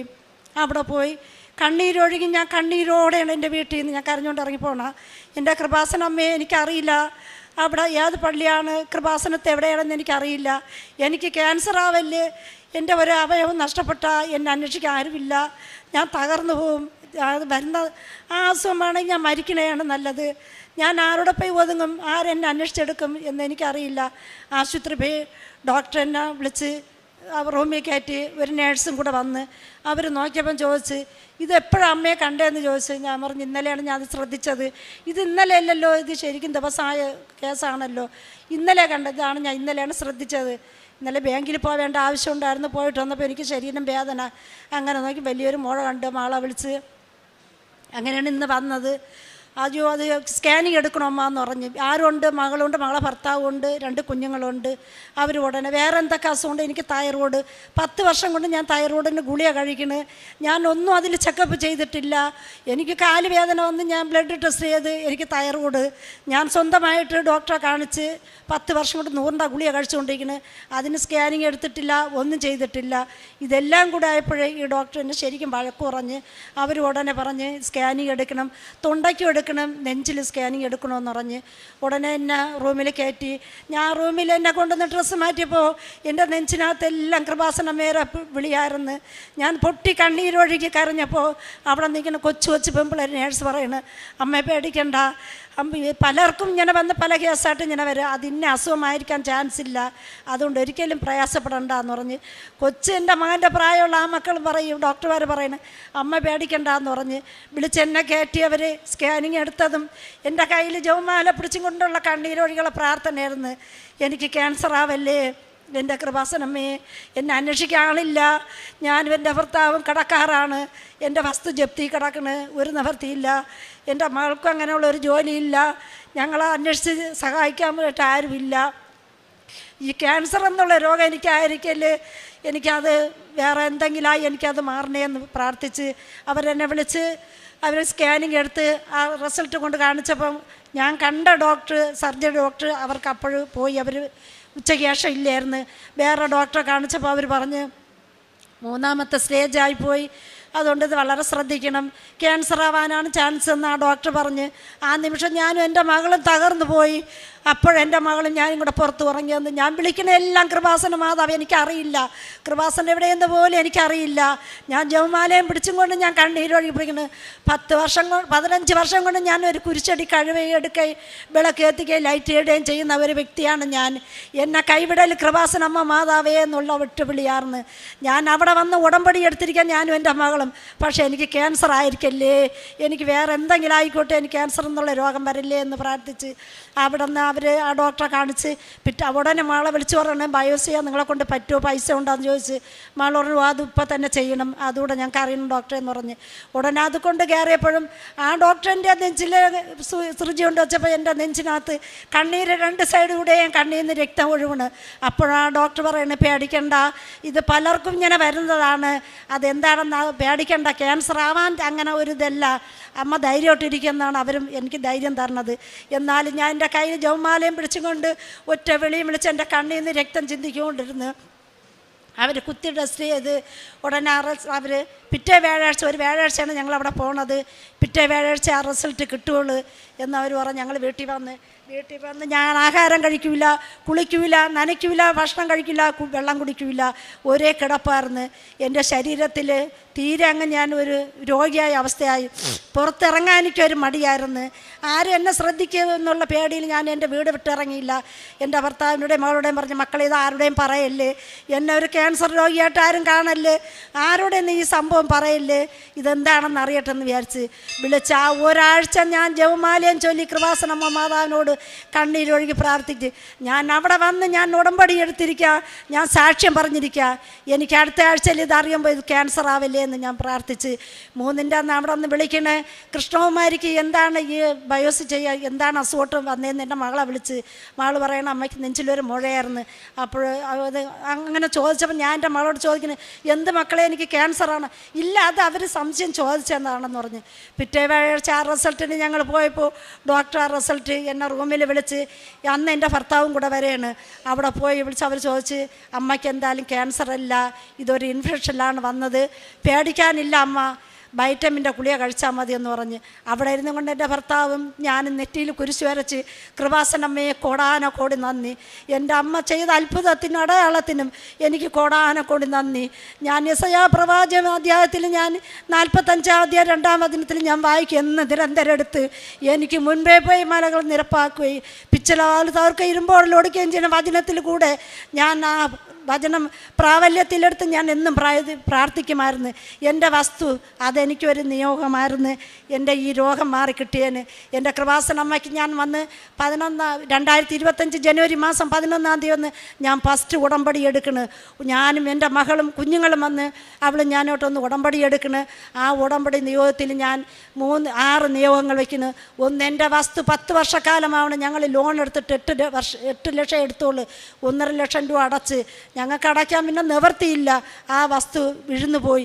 അവർ നിത്യവും വന്ന് ഞങ്ങളെ വീട്ടുകാരെ വന്ന് ഭീഷണിയാക്കുകയും ഞങ്ങളെ ബാങ്കുകാർ വന്ന് ജപ്തി ഒട്ടിക്കുകയും എന്നെ അനാവശ്യമായി പറഞ്ഞ് സംസാരിച്ചിട്ടേയും പോവുകയും ചെയ്യും.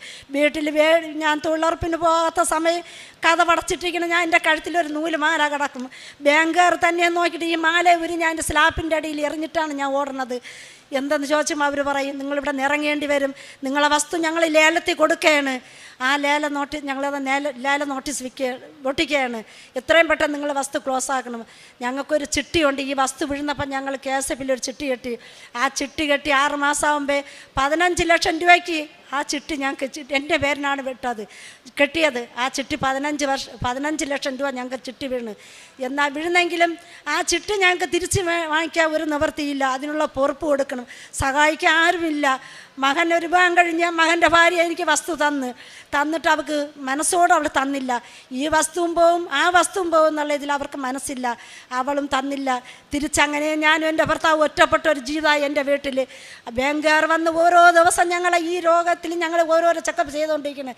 വന്ന് ഞങ്ങളെ വീട്ടിൽ വന്ന് കതവ് താളുകയും കതവിലിടിക്കുകയും നോട്ടീസ് ഒട്ടിക്കുകയും ഭീഷണിപ്പെടുത്തുകയും ചെയ്യും.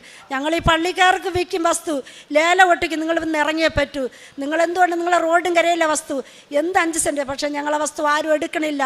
ഞങ്ങളെങ്ങനെയെങ്കിലും അവിടെ നിന്ന് ഇറങ്ങാൻ വേണ്ടി കുറേ പേർക്ക് ആഗ്രഹമാണ് ലേലത്തിൽ പോകാൻ വേണ്ടി. എന്നാൽ എൻ്റെ കൃപാസനമ്മ മാതാവ് എന്നെ അതിലും വിട്ടില്ല. എനിക്ക് അതിലും ദൈവം എന്നെ എനിക്ക് അനുവദിച്ച് എനിക്ക് അനുവാദം തന്നു. എൻ്റെ മാതാവേ കൃപാസനമ്മയെ ഞാൻ 6 നിയോഗം ഫസ്റ്റ് ഉടമ്പടിയിൽ ഞാൻ വെച്ച്. ഒന്ന് എൻ്റെ വസ്തുവിൻ്റെ നിയോഗമായിരുന്നു.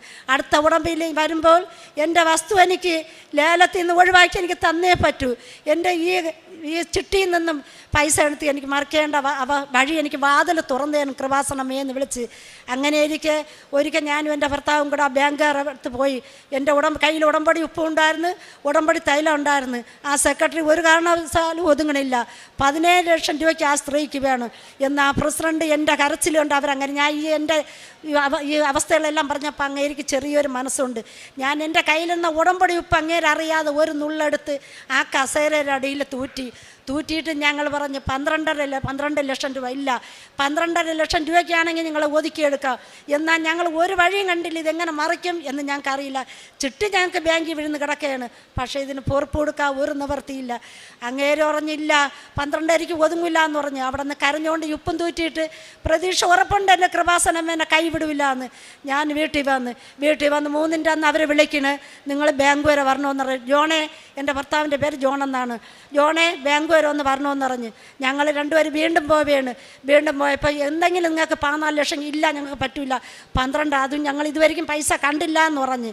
അങ്ങനെ എൻ്റെ മകളെ ഭർത്താവ് ഒരു മദ്യപാനിയല്ല, ഒരു പുകവലിയല്ല, ഒരു കൂട്ടുകെട്ടില്ല. എനിക്ക് ദൈവം അറിഞ്ഞ എൻ്റെ മകനെക്കാലം തന്നതാണ് എൻ്റെ ഒരു മകന്. എനിക്ക് ദൈവം നല്ല മനസ്സോടെ എനിക്ക് എളിമയോടെ ഒരു മകനെ തന്ന്. ആ മകൻ പറഞ്ഞ് അവളെ കഴുത്തി കിടക്കണ ഉരുപ്പടി എല്ലാം കുഞ്ഞുങ്ങളുടെ എല്ലാം കൂടെ പണയം വെച്ച് ആ വസ്തുവിൻ്റെ ലോൺ തീർക്കുക. ഇനിയിപ്പോൾ അമ്മയും പപ്പയും കൂടെ ഇനിയിപ്പോൾ ഇവിടെ നിന്ന് ഇറങ്ങേണ്ട വയ്യാണ്ട അവസ്ഥ, വയസ്സുകാലത്ത് എവിടെ പോകും, പറ്റില്ല എന്ന് പറഞ്ഞ് ആ 12.5 ലക്ഷം അവളെ സ്വർണവും കൊണ്ട് വെച്ച് ഈ ബാങ്കിൽ നിന്ന് ബാക്കി പൈസ 9 ലക്ഷം രൂപ KSF നിന്ന് നിങ്ങൾ പിൻവലിക്കണം. അത് മറിച്ച് അവിടെ കൊണ്ടുപോയപ്പോൾ ബാങ്കുകാർ ഒരിക്കലും ഒതുങ്ങില്ല.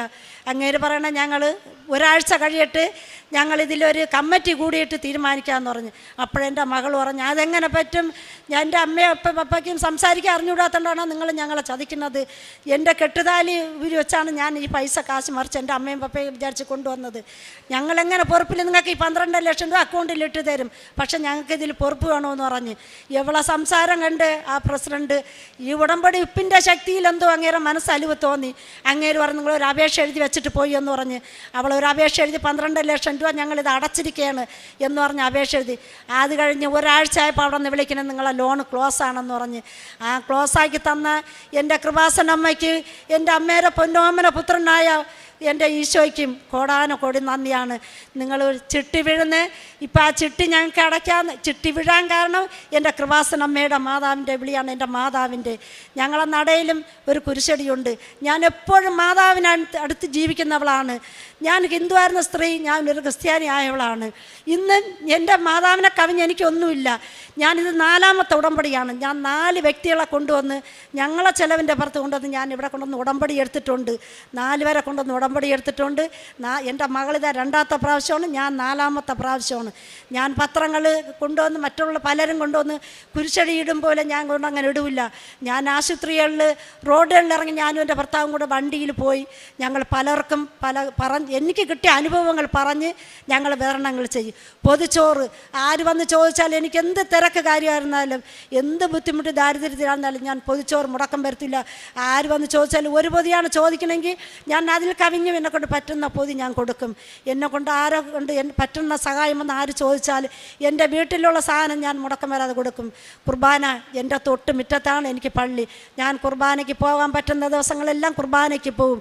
ഞാൻ ജപമാല എന്നെക്കൊണ്ട് പറ്റുന്ന ദിവസങ്ങൾ 5:30ക്കുള്ള പ്രാർത്ഥന എനിക്ക് ചിലപ്പോൾ എണീക്കാൻ പറ്റാത്ത ചില സാഹചര്യമായിരിക്കും. എന്നാൽ ആ പ്രാർത്ഥന ഞാൻ മുടക്കം വരുത്തില്ല, ബൈബിൾ മുടക്കം വരുത്തില്ല. ഞാൻ എൻ്റെ കൃപാസനമ്മയുടെ ഈ പുസ്തകം എടുത്ത് വെച്ച് വായിച്ച് ഞാൻ സങ്കല്പിച്ച് പറഞ്ഞ് കരഞ്ഞ് പ്രാർത്ഥിക്കുമോ എനിക്കത് ഇന്നും സാധിച്ചു തന്നിട്ടേ ഉള്ളൂ.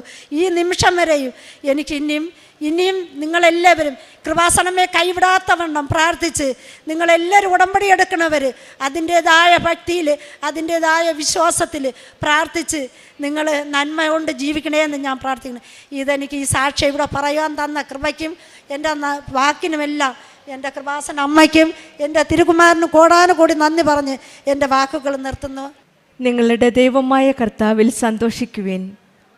അവിടുന്ന് നിങ്ങൾക്ക് യഥാകാലം ആവശ്യാനുസരണം ശരത്കാല വൃഷ്ടി നൽകും. ജോയലിൻ്റെ പുസ്തകം 2-ാം അധ്യായം 23-ാം വചനമാണ്. 10 വർഷത്തോളം ഉണ്ടായിരുന്ന ഒരു ലോണായിരുന്നു. 8 ലക്ഷം രൂപയാണ് എടുത്തത്. പക്ഷേ അത് 17 ലക്ഷമായി.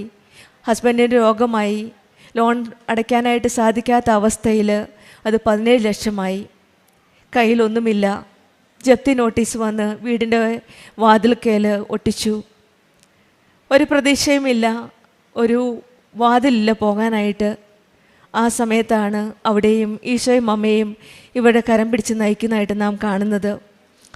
അതാണ് പറഞ്ഞത്, യഥാകാലം ആവശ്യാനുസരണം ശരത്കാല വൃഷ്ടി നൽകി അനുഗ്രഹിക്കുന്ന ഒരു ദൈവമാണ് നമ്മുടെ കൂടെയുള്ളത്. അവരുടെ ആ നിരാശപ്പെട്ട നിമിഷത്തിൽ, കണ്ണുനീരിൻ്റെ ആ സമയത്ത് ഈശോയും അമ്മയും കൂടെ നിൽക്കുകയായിരുന്നു. പിന്നീട് പെട്ടെന്ന് ഇവർ 4 ചുറ്റും ഓടിയപ്പോഴാണ് KSF-യിലെ ഒരു ചിട്ടിയിൽ, അത് വളരെ കാലമായിട്ട് അങ്ങനെ കിടക്കുകയായിരുന്നു, അത് പെട്ടെന്ന് ചിട്ടി വീഴുകയും അവർക്ക് ആ പൈസ ലഭിക്കുകയുമായിരുന്നു. 15 ലക്ഷം ഒരു പെട്ടെന്ന് കിട്ടുകയായിരുന്നു. ഒരിക്കലും ഒരു 5 പൈസ കയ്യിലില്ലാത്ത സമയത്ത് ദൈവത്തിൽ മാത്രം ആശ്രയിച്ച് പ്രാർത്ഥിച്ചപ്പോഴാണ് ആ ചിട്ടി വീണ കാശ് കിട്ടുന്നത്. അത് തന്നെ പെട്ടെന്ന് അവർക്ക് അവരുടെ ലോണിൻ്റെ അടയ്ക്കാനായിട്ട് സാധിക്കുകയും ജപ്തി നോട്ടീസിൽ നിന്ന് ഒഴിവാക്കാൻ സാധിക്കുകയും ചെയ്തത്. പിന്നെ ബാക്കി കാര്യങ്ങളെല്ലാം വീട്ടുകാരും കുടുംബക്കാരും ബന്ധുക്കാരും എല്ലാം സഹായിച്ച് അത് അസാധ്യമായെന്ന് തോന്നിയ ഒരു നിമിഷമാണ്. കാരണം എല്ലാം കൈവിട്ട് പോയ നിമിഷം. ഇനി നമ്മുടെ കയ്യിലൊന്നുമില്ല, നമുക്കൊന്നും ചെയ്യാനില്ല. കാരണം വീടിന് ജപ്തിയായി, ലോണായി. അത് അവർ പല രീതിയിൽ ഉള്ള കാര്യങ്ങൾ അവർ തീരുമാനമെടുക്കുകയാണ്. എല്ലാം ഇനി എങ്ങോട്ട് മുന്നോട്ട് പോകുമെന്നുള്ള നിമിഷത്തിൽ പെട്ടെന്നാണ് ആ ചിട്ടി വീണ് നമുക്ക് കാശ് കിട്ടുന്നത്.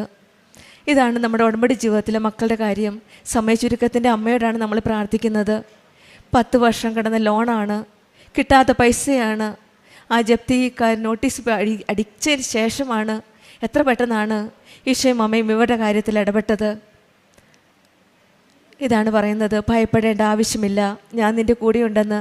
ഐശയ്യാ പ്രവാചകൻ്റെ പുസ്തകം 41-ാം അധ്യായം 10-ാം വചനം പറയുന്നത് പോലെ, സംഭ്രമിക്കേണ്ട, ഞാനാണ് നിൻ്റെ ദൈവം, ഞാൻ നിന്നെ ശക്തിപ്പെടുത്തുകയും സഹായിക്കുകയും ചെയ്യും. എൻ്റെ വിജയകരമായ വലത്ത് കൈ കൊണ്ട് ഞാൻ നിന്നെ താങ്ങി നിർത്തുമെന്ന് പറഞ്ഞ ദൈവമാണ്. ഉടമ്പടി മക്കളുടെ ജീവിതത്തിൽ നിരാശപ്പെടുന്ന നിമിഷങ്ങളിൽ, കണ്ണുനീരിൻ്റെ നിമിഷങ്ങളിൽ നമ്മളെ കരി പിടിച്ച് മുന്നോട്ട് നയിക്കുന്ന ഈശോയും അമ്മയുമാണ് നമ്മുടെ കൂടെയുള്ളത്. ജപ്തി നോട്ടീസ് അടിച്ചതിന് ശേഷമാണ് ആ കിട്ടാതിരുന്ന പൈസ KSFയുടെ ചിട്ടി 15 ലക്ഷം പെട്ടെന്ന് കിട്ടുകയും അസാധ്യമായി കിടന്ന ആ സാഹചര്യം സാധ്യമാക്കി തന്ന ദൈവമാണ് കൂടെയുള്ളത്. 10 വർഷം വെറും 6 മാസത്തെ ഉടമ്പടി ജീവിതത്തിലുള്ള അനുഭവത്തിൽ നിന്നാണ് ഈ മക്കൾ തീഷ്ണതയോടെ വിശ്വാസത്തിൽ കൂടുതൽ വിശ്വസ്തയോടെ പ്രാർത്ഥിച്ചപ്പോഴാണ് ഈശോയും അമ്മയും ഇവരുടെ കണ്ണുനീര് സന്തോഷമാക്കി മാറ്റിയത്. ഈ മകൾ പറഞ്ഞത്, കുടുംബത്തിൽ എല്ലാവരും ഉടമ്പടിയിലാണ്. അച്ഛനും അമ്മയും പള്ളിയിൽ സന്തോഷത്തോടെ കൃപാസനം അമ്മയുടെ അരികിൽ വരുന്നു. ഹസ്ബൻഡ് അവിടെ ഇരിപ്പുണ്ട്, മക്കളുമുണ്ട്. ഹസ്ബൻഡും മക്കളും എല്ലാം കുടുംബത്തിൽ എല്ലാവരും ഉടമ്പടി ജീവിതം നയിക്കുന്ന ഒരു കുടുംബമാണ്. വിശ്വാസ കൈമാറ്റമുണ്ട്. മറ്റുള്ളവർക്കും തീഷ്ണതയോടെയാണ് ഉടമ്പടി പത്രം വിതരണം ചെയ്യുന്നത്. അതും മറ്റുള്ളവരെ അറിയാത്തവരെ ആഴപ്പെടുത്താനും അറിയാത്തവരെ അറിയിക്കാനും അറിഞ്ഞവരെ ആഴപ്പെടുത്തുവാനുമുള്ള ഇവരുടെ ശ്രമം. അതും ഇവരുടെ ഒരു കുടുംബമായിട്ടാണ് ഇവർ പത്രം കൊടുക്കുകയും മറ്റുള്ളവരോട് കൂടുതൽ ഉടമ്പടി ജീവിതത്തെപ്പറ്റി പറയുകയും ചെയ്യുന്നത്.